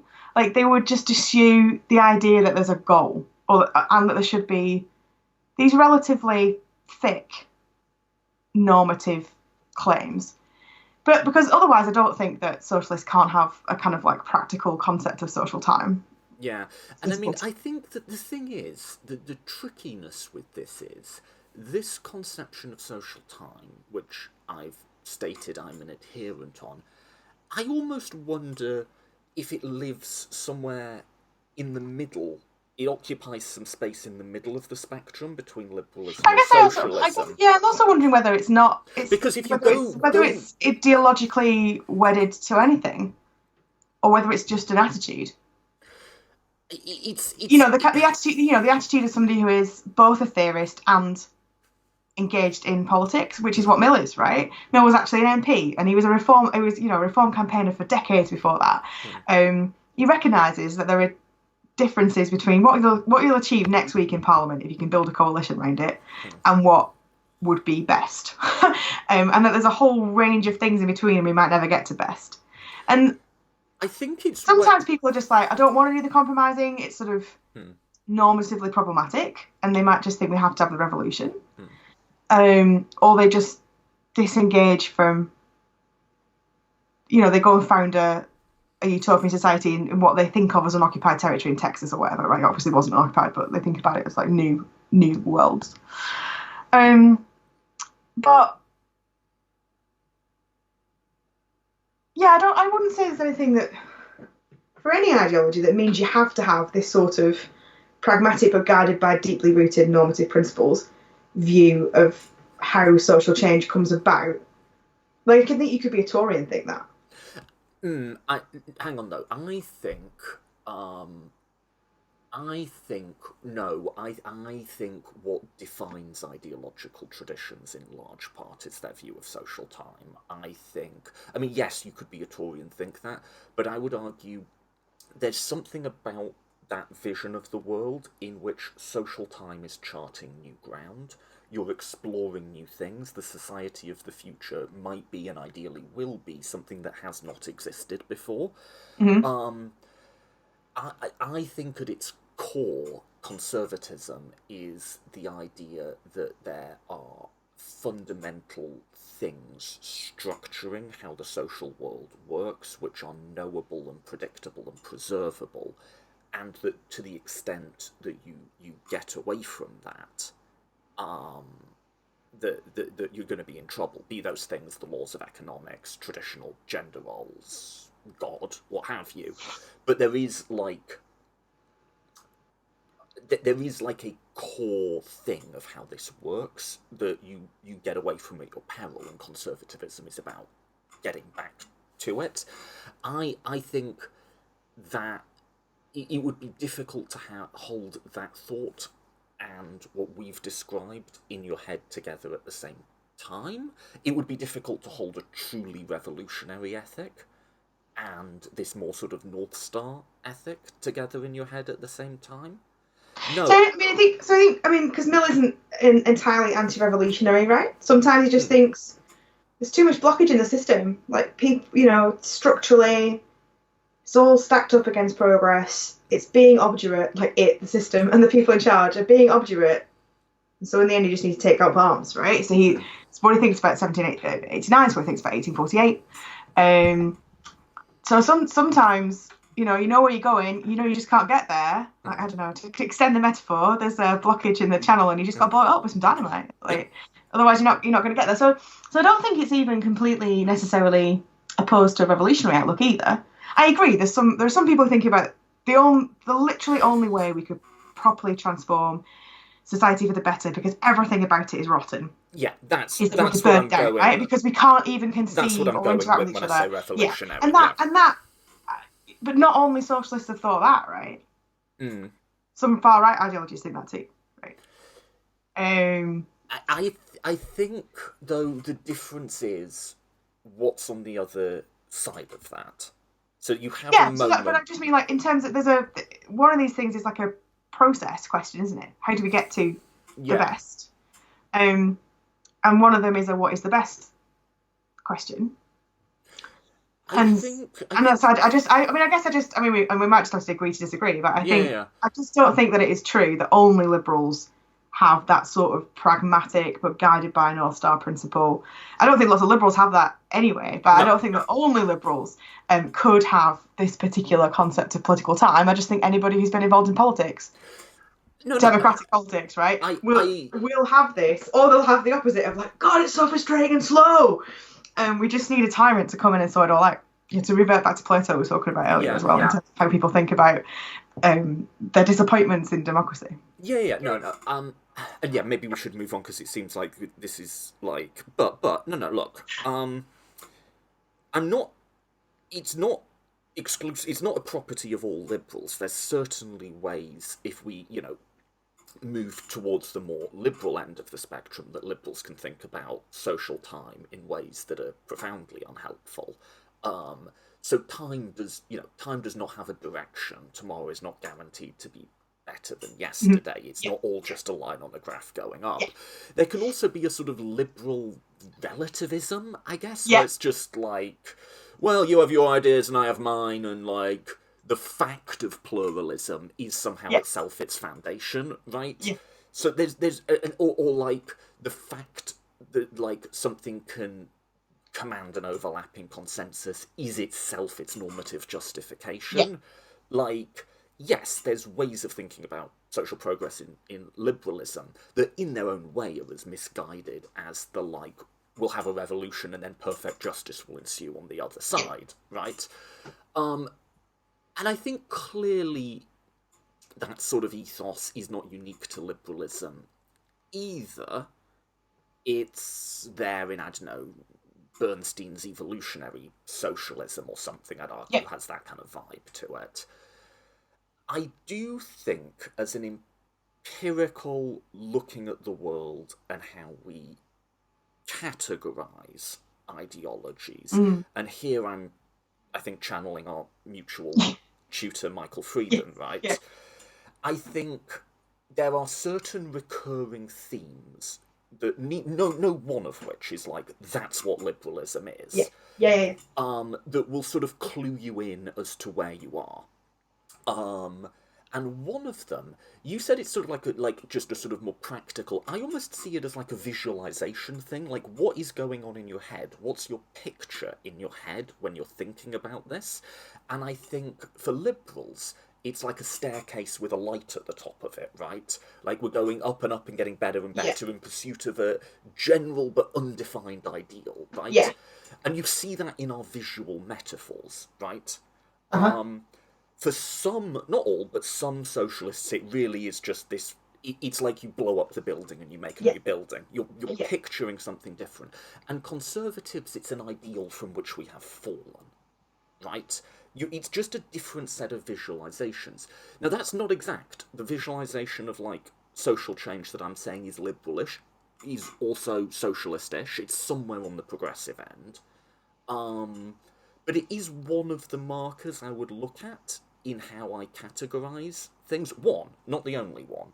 It's sort of... No, I suppose that, I mean, we were talking about right at the start, I think before you start recording, of like, Mill's really famous as a liberal, right? Calls himself a socialist. What do we do with this apparent dichotomy? And one thought might be, Mill's willing to compromise on things. He's willing to engage in practical politics. He is interested in a very incremental approach, an experimental approach, a kind of empirically informed approach, and yeah, some of those things we might, I guess, think of as liberal. But I don't know if that's partly just because liberalism's expanded to take, like, the extent to which it's just synonymous with centrism and nothing that's too extreme and like doing politics. But yeah, if we want to call that liberal for other reasons, like liberals tend to be interested in empirical data and like in order to inform, they're not going to take it on trust. That'd be better if we all do X. They want to kind of see, they want to take people along with them in terms of like voluntariness, and it's got to be chosen, and people should consent to these changes, and people should be involved in them, rather than just be like, well, this band of like informed like visionaries can capture the state and transform it, and like, trust me, proles, it will be better for you. But again, I think that is perhaps relying on a bit of a caricatured view of socialism, particularly socialism historically. Like, what else was cooperation but that grassroots-led, voluntaristic, empirically informed, experimental? Everybody had to consent to it. You can't force somebody into a cooperative in like the way cooperatives emerged in Britain and France in the 19th century, even if there was forced collectivisation in other forms of socialism, right? I don't think collectivism and cooperation aren't quite the same either. But so I guess I think it's maybe not entirely. The spectrum is a better way of thinking about it, and there are people on different elements of it. And I also think it leads to to a wider question that's interesting about Mill and socialism, and to what extent liberalism and socialism are just diametrically opposed, like still fighting the Cold War, facing each other off again across Europe, or whether liberalism's something else that there could plausibly be what Rawls calls liberal socialism, right? And whether that would be any more than just saying it's not state-centric socialism. And I guess maybe this view of progress and transition and how we get there, and that. So I guess one of the other important things about this view of time that Mill has is that it's really important that the process in itself is of normative value. Yes. Like it wouldn't, and that's both for empirical reasons. If Mill just thinks people can't change like magic, and he says at one point there'll need to be a significant change in the characters of both employers and employed in order to like transform society. It's not just one, and there'll obviously need to be a massive transformation in characters of men and women in order to really have equal marriages, and like all these other things that Mill's committed to. So the process becomes both like factually, like empirically important, but I think it's also normatively important. And so if Mill could kind of wave a magic wand, he might, even though he might not want to do it, like even though that might be a massive utility gain, because I think he'd be worried about how sustainable it was. Yeah, it might and whether it was, men do, and also the men of men that do it. Yeah. Also, whether it really was going to be a massive utility gain, I think he's very cautious about one person having the idea that one person has all the answers. And so I think it is important that he says the people of the future will be competent to decide. This kind of idea of competence in Mill is really important. And I'm not sure he thinks that we're competent to know what the best future will look like, but we're definitely competent to make some pretty strong claims about how radically different this society could be, and it will be much, much better. And so we should be putting them in action. And when we get there, then we can make the next step. Yeah, I think work through this. I think, yeah, definitely when we think about liberalism versus socialism, we're definitely talking spectrum, right?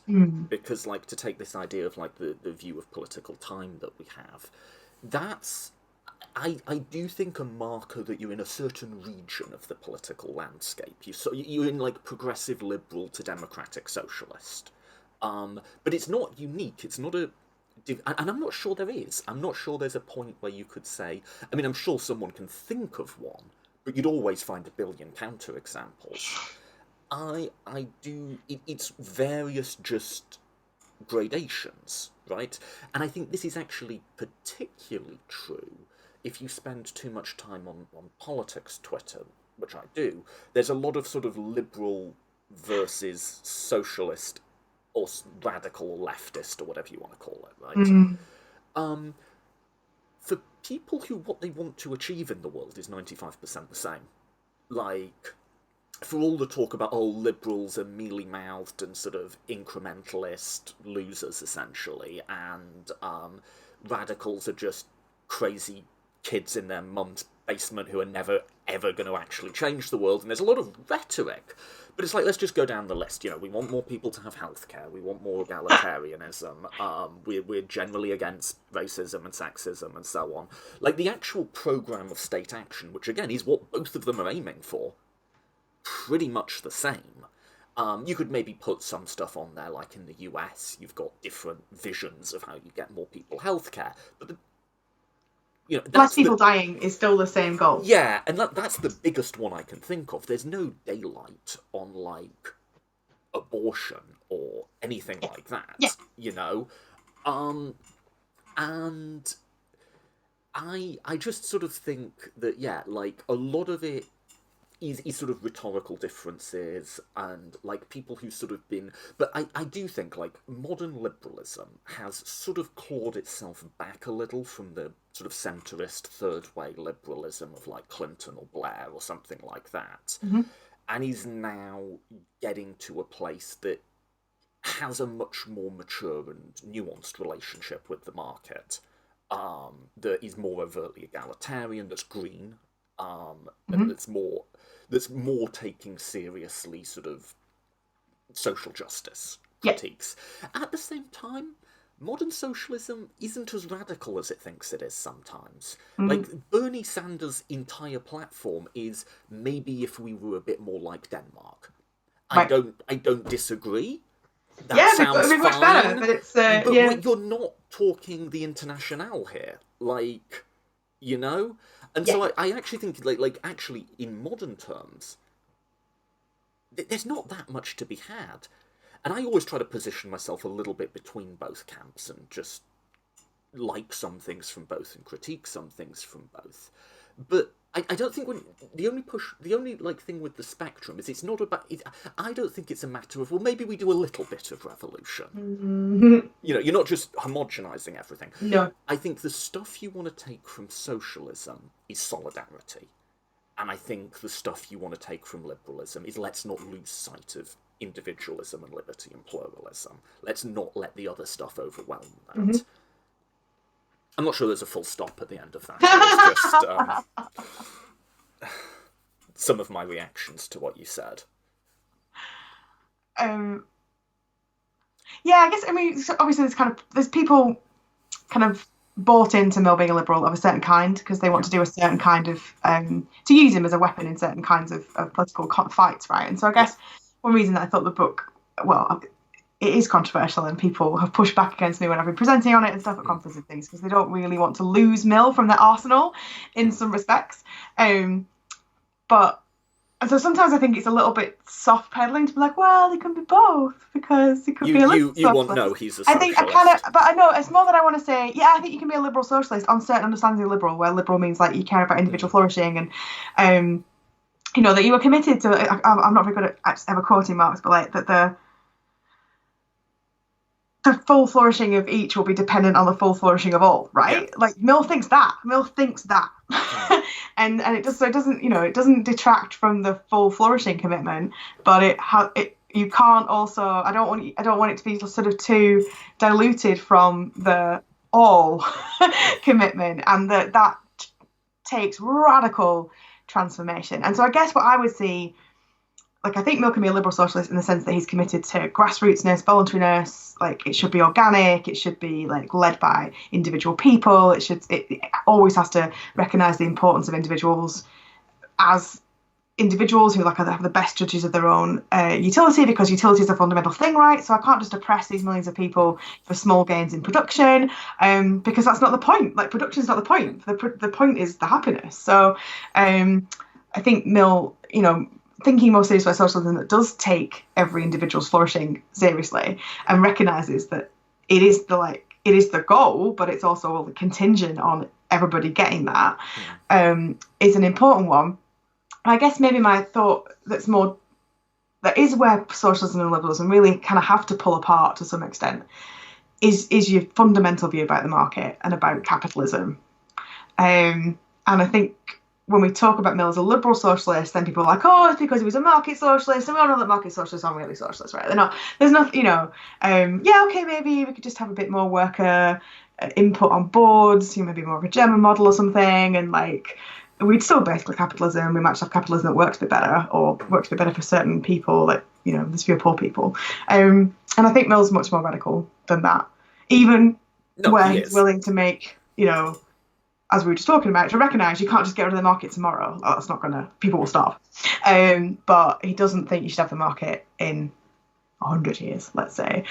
Or certainly not the market as we tend to think about it. I'm still pushing my thoughts. I don't have much time to do it because I work on something else now. But the last thing I published before I started on this work was about whether Mill really was a market socialist, and kind of thinking through, what does the market mean? And obviously there'll be exchange in a socialist future because Mill wants us to benefit from specialisation. But whether that would be with prices, I'm not sure. Whether it would be about demand, just governed by demand and supply, not sure. How that would kind of actually play out in a future. And certainly I think lots of the mechanisms we think of as the market now, like money, shops, those kind of things, it would look radically different in a properly cooperative future. And so I think, so on the one hand, absolutely Mill's a liberal socialist in that he cares about individual people. And sometimes bad versions of socialism don't care about individual people, right? They're happy to see them die, as it were. But on the other hand, he's not liberal in the sort of capitalist supporting thing. And maybe for me, the bigger distinction, if you're a socialist, it's not because, but maybe it is. You are an anti-capitalist, right? And there can be other kinds of anti-capitalists, right? But that's kind of key. And so I think lots of other forms of socialism are useful compromises with the fact we don't think we can get rid of capitalism, so let's capture the state and have proper welfare policies and protect people as much as possible. But I still think if you're that kind of socialist, you think people need protecting from something that often doesn't work in everybody's interests, and perhaps should be reformed. And these are ways of trying to protect people or do some kind of incrementalist reform. And I think Mill's much more radical than that. And arguably much more radical than a lot of contemporary socialism, which is kind of a market economy with some extra stuff. Yeah. And sometimes I think that's because people think you can't win elections if you're anti the market. And maybe they have different private views. And sometimes I think, no, people think that they're socialist and that that capitalism is a good thing. It just needs to be tamed in some kind of way. Or people need cushioning from its worst effects or something in different kinds of ways. Yeah, I also, though, do think, and this is just such a banal observation, but that we're all of us reading this text through the particular moment in political time that we're in. Yeah, as we all do with all text, right? Yeah. Of course. So, okay, that's a banal insight. But, I think, I don't know if this is what you meant with people approaching the text with an agenda, but the sort of libertarian free speech that read of Mill isn't a coherent read. It just doesn't work analytically. It's hard to make sense of Mill with that read. I guess my instinct in I don't know what I think about this. I'm not even sure I have a strong opinion. I'm just being difficult for the sake of it. But like, I think my instinct in wanting to hang on to liberal in some sense, and you can staple liberal onto something else if you want, but having it at least be on one side of the hyphen. Yeah. I think my instinct is, I think because of the particular moment that we're in, which is actually quite modern, I would say post-Reagan and Thatcher revolutions, which were at least nominally, although sometimes quite hypocritically libertarian, but then also the sort of capitulation of the centre-left after that, in which they said, okay, no, we agree market's good, but maybe could we do markets and some other stuff, right? Yeah. In that world, we've flattened out the entire history of liberalism to libertarianism. Yes. We've gone back and we've said this particular thing we have now of atomized individuals and homo economicus and like a market that isn't a useful tool but is the framework in which everything else is assessed. That is what liberalism is about, and it's always been about, and you can see the antecedents of it in Locke, and then Mill gives you the free speech side, Adam Smith gives you blah, blah, blah. And that isn't the liberal tradition, and I have a bugbear with it, both for just historical accuracy reasons, but also like moral reasons, right? Like, and again, if it was only one, I maybe wouldn't get as annoyed by it, but given that it's both, and I think because, like I say, the centre-left, at least say in the UK and the US, did sort of at least partially capitulate post-Reagan and Thatcher, I think we sometimes then, we meaning, I guess, what I imagine your political persuasions are and mine, really sort of tie liberalism to the market, because that is what it has been when we were growing up. Yes. But the relationship in history, I don't know, is muddier and complicated, and Mill's a good example of that. In On Liberty, he's like, the liberty principle doesn't apply to trade and economic interactions. If you want to justify that, it has to be justified on its own terms. And then you could maybe make the move and say, well, okay, well, maybe Mill isn't a liberal then, which is the move you're making. No, so yeah, I mean, just on that specific point, I don't think because he says that he's not a liberal. I think liberals can and probably should think that. I think, you can be a left liberal, like, there's a lot of rich philosophy done under that aegis, and there's lots of interesting ways in which they are, and one might reimagine, like more stakeholding ideas out of Tom Paine or something into, actually that's what makes people free. It's not inheriting money when you're 60 because your parents have now sadly died. It's getting a chunk of money when you're 21 and you need capital, and our concepts of property and democracy can be quite interesting. That sounds like can be really interesting. I don't mean just quite, do you know what I mean? Like, it's all fascinating stuff. But I guess it's rooted in something, right? Something that it shares a little bit with libertarian, at least in terms of like property owningness, and you don't have to be committed to self-ownership, which I guess libertarians probably are if they don't know it. I think you can be left liberal, but it's still sort of this sense that that there's something good about property. Maybe that's all I mean, and maybe that's as far as down as it goes, or something like that, like that, or just a different attitude. And then you're encapsulating like a much broader sweep of history, right? I mean, liberalism's quite new. We sort of forget that as well, and hard to maybe to pick out, different forms of radicalism that Mill was growing up with. Where do you constitute the French Revolution? Where do you put the Girondins? And Mill was a fan of the Girondins. But where would you then put his own Bentham utilitarianism? Like, the Whigs and the Tories didn't like them, right? That's why there was this sort of new radicalism as an idea, and the commitments of radicalism. You see some of them in lots of different modern ideologies, right? Because people have picked up on different elements of them. So, got no idea what party Mill would vote for if he was around today. Could be something really crazy, like you're unexpected. Could be the Greens. Like, do you know what I mean? Like, you're not the ones you might associate that because you think he was a liberal or something. I think it would, in the context of the UK, that is an open question who Mill is. Yeah, right. And I think it's one of those questions you can't possibly know the answer to, because actually we don't know enough about, did he make pragmatic choices at the ballot box or normative choices? What constituency would he be living in? Would he have wondered about also just like the whole landscape of electoral politics? I just think like maybe it's something about that. Like I think one of the things Mill sees cooperation doing is radically transforming property and our concept of property. And one of the things that he cares about when he talks about like justice in his considerations about egalitarianism is both, which he recognises in utilitarianism, obviously the book, justice is like, we feel it, like there's an innate sense of fairness, but that sense of fairness is very different across time and across cultures, right? But people do have a very strong sense about it, and he recognises that in his own society, people have a really strong commitment to the fairness of like what you get back should be proportioned in some way to what you put in. Yeah. Right? And so one of the reasons people think contemporary forms of capitalism is unfair is because working people put it all in, and some people who want some capital and let other capitalists use it get most out.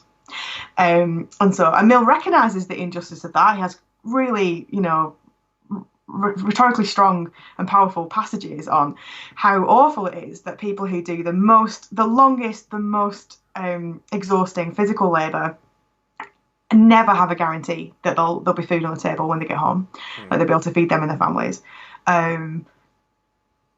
Whereas people who do pretty cushy jobs like him are pretty much always guaranteed, right, that there'll be money. And that actually sometimes you think that the effort required diminishes with the amount of money you get in return. And so one of the claims he really sees coming strongly out of working class politics is that this is unfair. Yeah. And Mill recognises it's unfair, and he's recognised it's a powerful thought, and I think we probably also agree. Like we might agree that it's unfair. And then he says in Chapters on Property, it was just like, but what kind of concept of fairness is that? Like, why should we think that what you put in has any respect, why should it be that what you put in has any connection to what you get out? Like on the one hand, yeah, sure, if you put nothing in and you get loads out, that doesn't look great. But perhaps that's because of how it's structured at the minute for who it is he puts nothing in and gets lots out. Whereas actually he's committed to from each according to their capacities to each according to their needs as the highest principle of justice. And that involves quite a few people putting nothing in but getting lots out, right? People who need a huge amount of social support and care, for instance. People in comas, right, put nothing in, but they need a lot of resources to keep them alive. And I think, he has this radical passages of like, we just need to change people's character so they're not wedded to what he sees as quite a reactionary, to some extent, or like unprogressive view that what you put in should be related to what you get out. On the other hand, he also thinks that society would be radically better if we did actually apply that principle. It's just it wouldn't be best yet because there's a different fundamental principle. And this might not be that liberals have to think that, but I think it just is a sign of like other more expansive concepts of justice where there isn't this tie between individuals and your effort, and there's no desert theory, are also what Mill's about. And they start to pull away from at least other forms of even left liberalism, right? I think... Oh, we've gone way over. Sorry, I find this yeah, sorry, I know. I find this so fascinating. Okay, so you are actually persuading me here with some of the points about, like, desert and so on. That... Yeah, you are sort of persuading me, actually, that that side of things might be... the sort of deep philosophical level might be better categorised under a socialist header than a liberal one. Because, like, okay, so you started that with, like, what's the relationship between, like, liberalism and, like, property holding, right? Because I would say my view, and I think Mill's too, actually, is that my defence of property rights would be pretty thin. I would say because of autonomy and security. I do think it is nice that people have a set of things that they can claim exclusive control over, particularly stuff like a house and so on. But I could take your shoes. Yeah, all sorts of stuff. Whatever does it for you, right? It's good for autonomy to have that, and also you sort of want people to be able to, for again, autonomous reasons, plan out tomorrow and the next day. So they should be reasonably confident in that lasting over time. So that gives you some sort of property, but it's pretty thin, because at no point do I appeal to some sort of like historic chain of custody like Nozick does. It doesn't really matter to me where that comes from, as long as it's not like beating someone up or something, right? Yeah. Like, I don't think it, the thing where you try and trace who owned it and was it freely traded, and like, just, my God, who cares, right? I also think that Mill is, it's also uncoupled from desert, right? In that, like, I think, like you say, the socialist critique is twofold. It's one, is that capitalism and meritocracy doesn't do what it says it's doing. But it's two, even if it did, like, so what? Like, I would, at root, I don't think the distinctions we try to make between what's luck and external circumstance and what's really you hold up. Like, I think capacity to work hard or, have the type of skills that a particular labour market might value. That is just another form of luck in a sense, right? So, like, I was going to reach for an ideological label, I'll just leave it neutral for now. My sort of political, philosophic deep values would be, some form of property maybe for like autonomy and security reasons, but but not because of self-ownership. That's a question about what do you mean by property? So like, it might be useful, it might be good that you have exclusive and secure use rights, right? I'm sure you're absolutely positive I would agree, right? It's helpful to know that your house will still be, there'll always somebody else living in your bed when you go home tonight, right? Like, because and you'll be homeless. But does it mean you can leave it to somebody? Like, does it mean there are no rules about who you can sell it to? Can you sell it? Like, I mean, do we have that kind of concept of transfer? These are all other questions, aren't they? That bring in other, they lead to power differentials and they lead to structural inequalities. And so, Mill's radically opposed to inheritance of basically all kinds. Which I think I would agree with Mill, at least on the principle of the thing.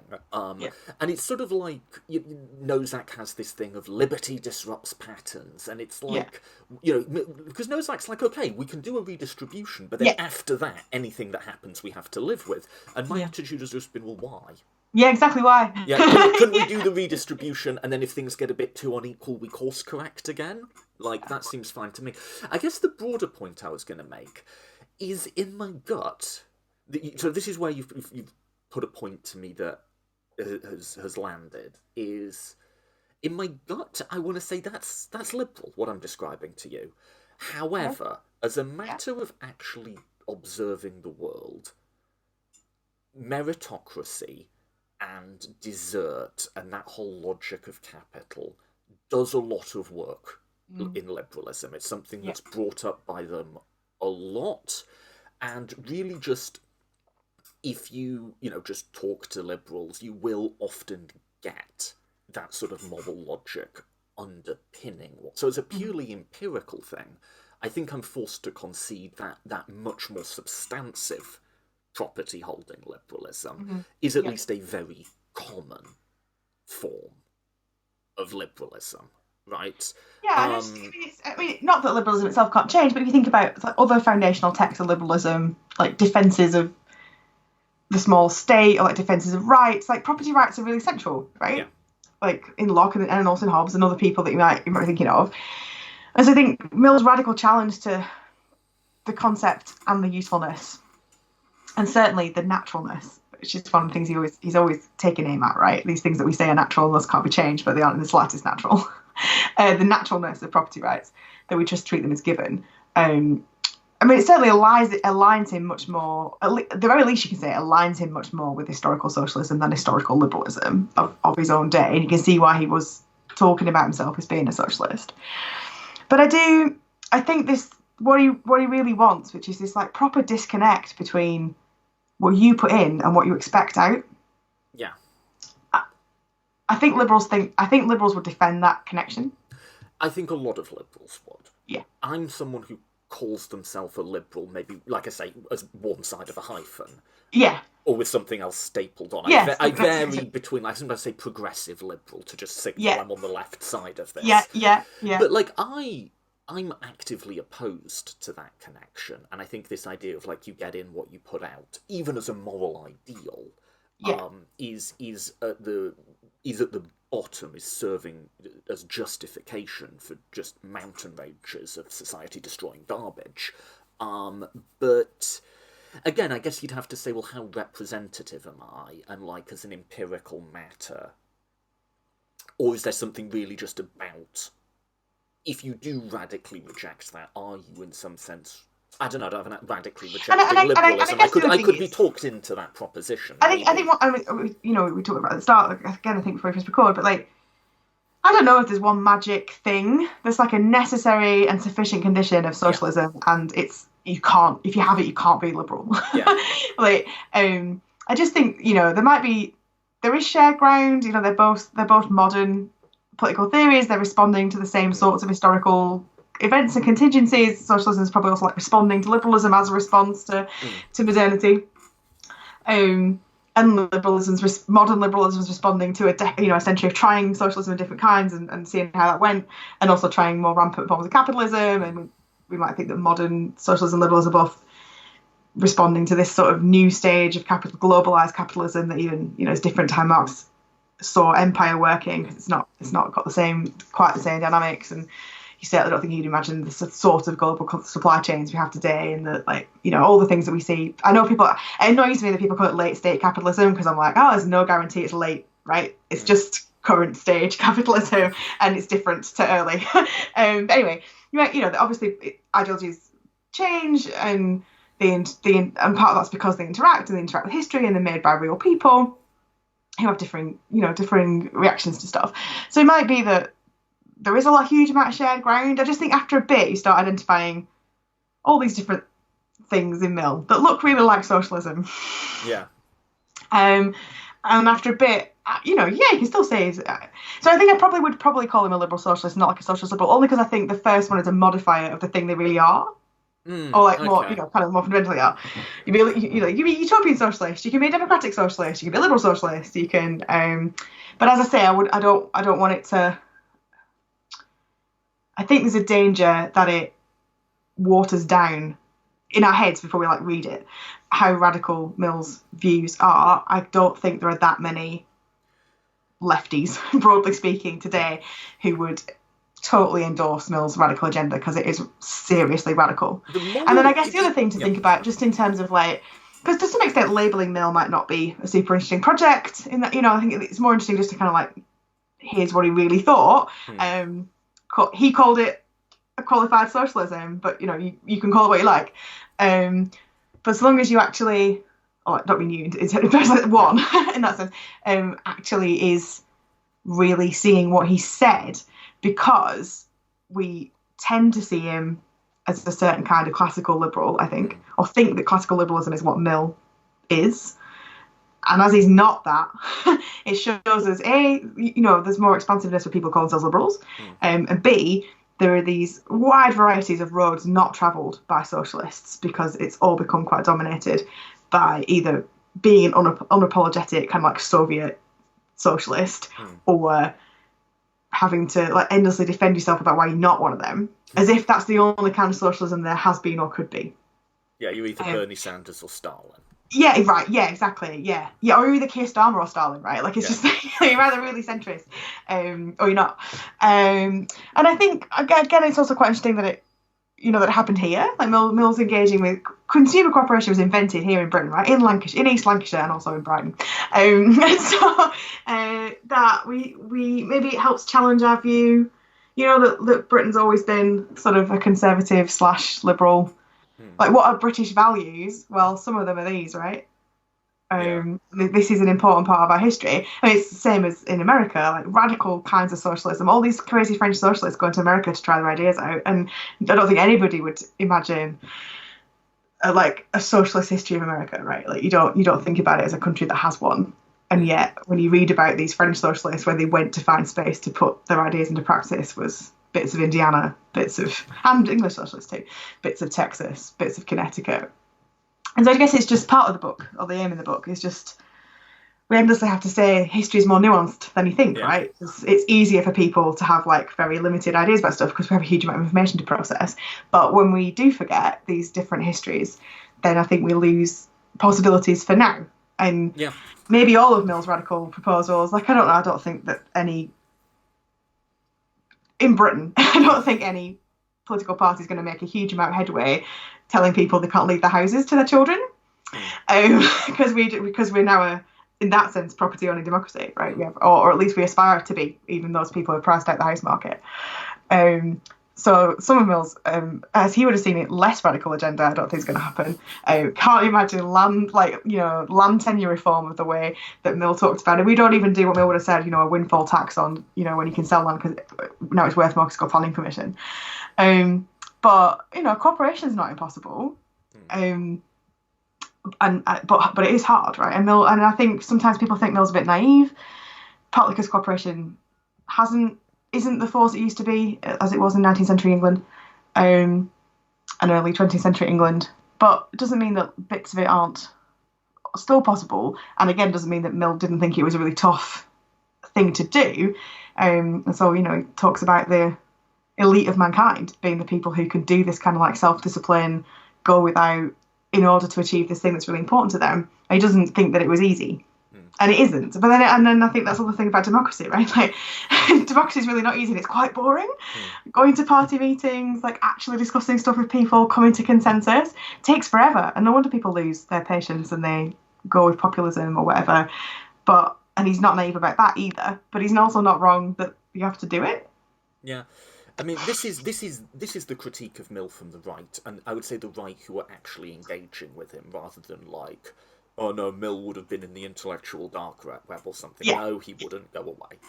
No. But the critique of him from the right that's better is, but what you're saying is so demanding.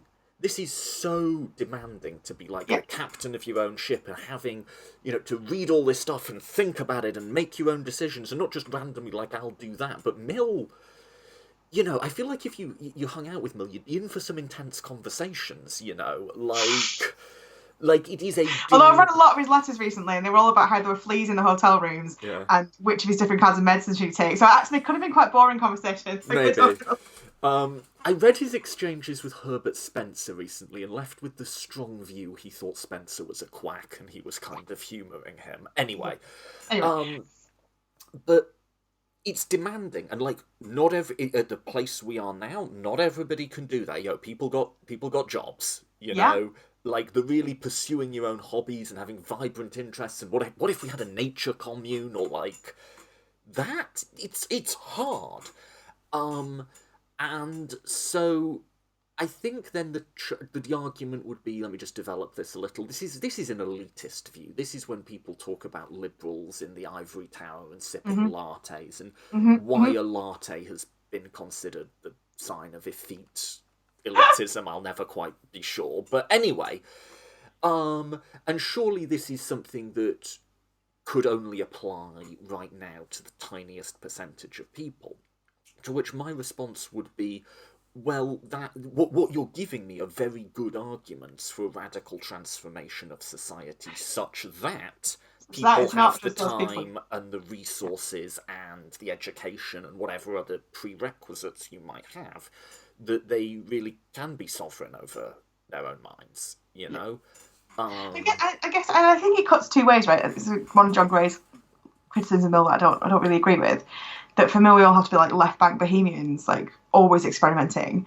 I think it's quite clear in Liberty that you can have quite a boring life, so long as it's yours. Like you chose it, it's reflectively what makes you happy. Yeah. Like, and the importance for Mill is that you have reflected, and that you do things because you know reflectively, having thought about it, they make you happy. Well, I mean, and I'll give you a that could be doing a crossword at the weekend with a cup of coffee, right? Like, or it could be watching Love Island, or anything in between, or anything. And so it doesn't mean that we all have to.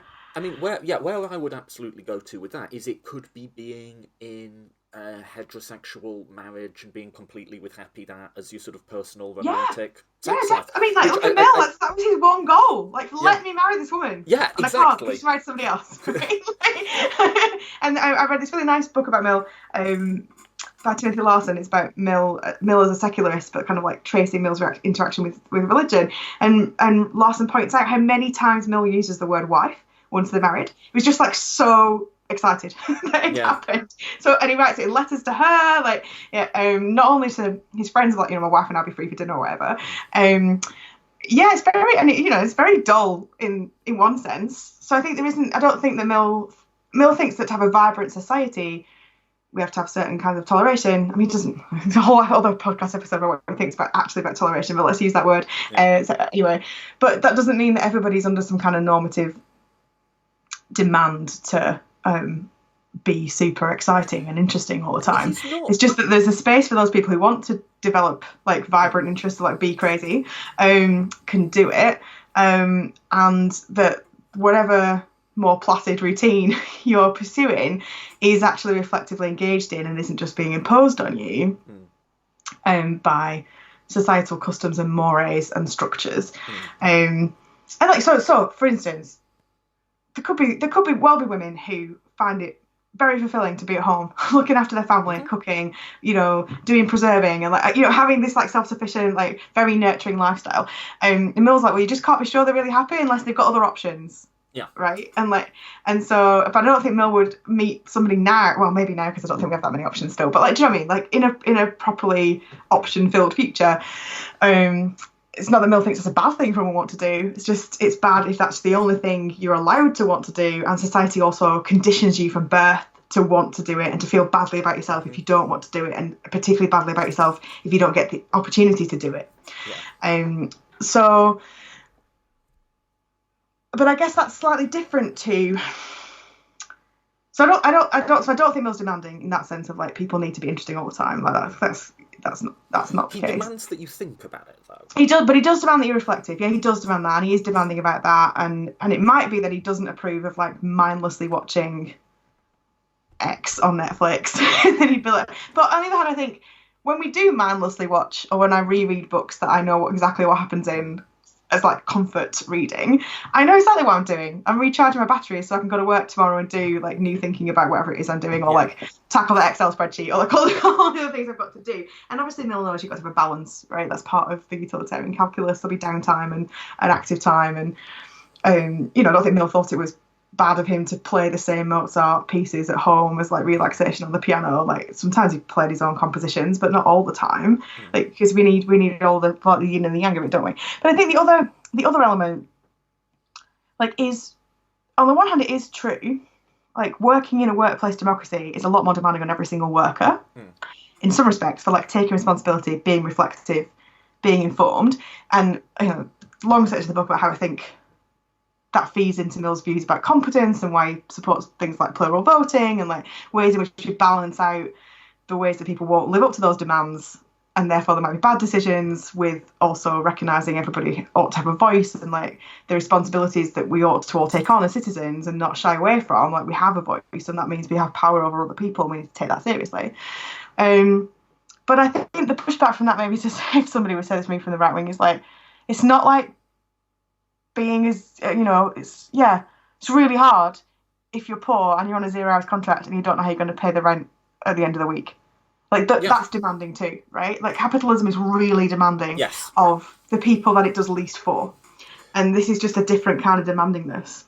Yeah, no, that's. I was going to jump in and say it, but you said it. Like that's exactly. It's demanding intellectually. I don't think Mill has a problem with you being like. I think he wants you to have thought about it and it to be your considered preference. But I actually think, or at least what I take away from the text, and this is how I think about the world, I'm not here to shame anyone on self-regarding actions. Yeah. Like if you really get off on like making preserves at home, I say that, I kind of like making preserves. Yeah, me too. So there you go, right? Or if you want to be going out and doing all sorts of wild stuff, like, that's not the demanding there is that you have to think about it, that's it. I think that where it gets demanding, and I think this is just a mad confusion on the conservative part, is, yeah, if you're poor and economically insecure, you can't really live out this vision. I think that probably is true. But then I don't go from that to like, oh, well, that means we should abandon the vision. It means we should try and not have poor people. You know, like, that seems to me what obviously falls out of that. Yeah. That, like, yeah, like, probably the people most able to live the sort of life Mill would want them to live are more affluent. Sure, that would seem to make sense. But then that just goes to the sort of egalitarian side of things that we started with, right? I don't know.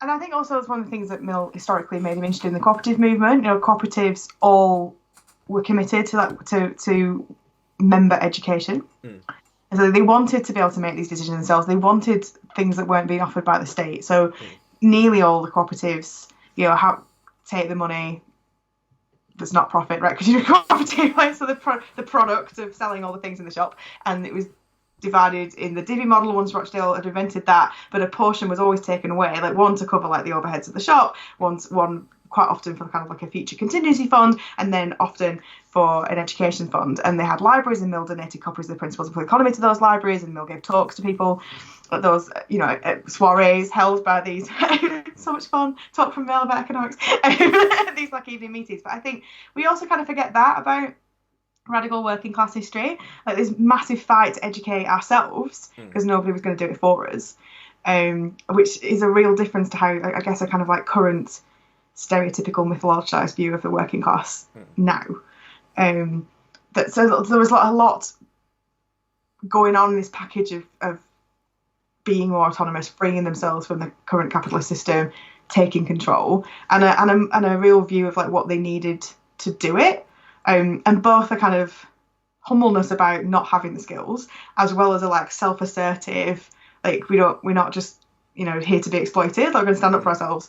I mean, that's why I like reading. I mean, I know Mill found him a bit abrasive and stuff, but I quite like reading George Jacob Holyoake. He's such an inspirational character. Like, you know, all the things he did and fought and achieved in his life, and the kind of like number of people he influenced, and kind of the ways he's trying to get this concept across to middle class people of like working class people count, and all they want to do is like manage their own affairs.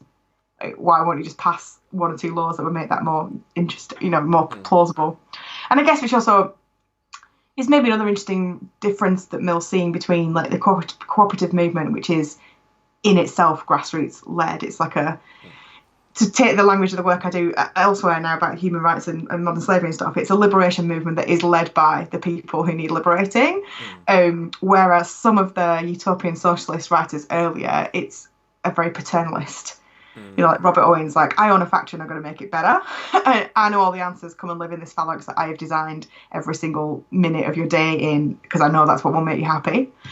And so again, that kind of speaks more to Mill's interest in that sense of sovereignty and personal responsibility, but in a way that's like divorced from this like right-wing sense of like, well, personal responsibility, so we're going to fault you poor. Yeah, I mean, also, I think we view, well, you know, banal thought, we view the world, we view the past through our own world, right? Yes. We view freedom and liberation as like quite a right-wing thing, because it tends to be more evoked by either nationalists or libertarians in our world, or business interests or whatever.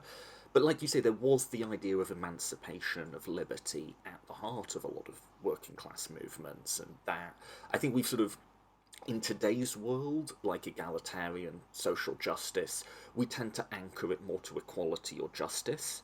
But there is that, there are, I mean, I've literally just edited a bloody, self-promotion book on this.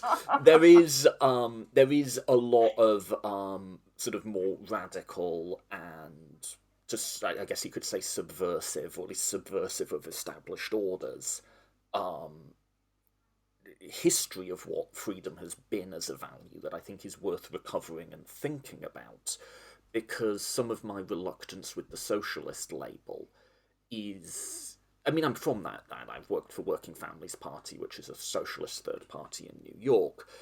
but like it's sort of what I grew up in, but is a bit of a skepticism about where modern socialism has found itself, which is, at the end of the day, people who kind of seem to accept the moral logic of markets, and at the end of the day actually aren't that much more radical than the centre-left parties that they're challenging, but just seem to think about it and communicate it in a pretty rhetorically unhelpful way.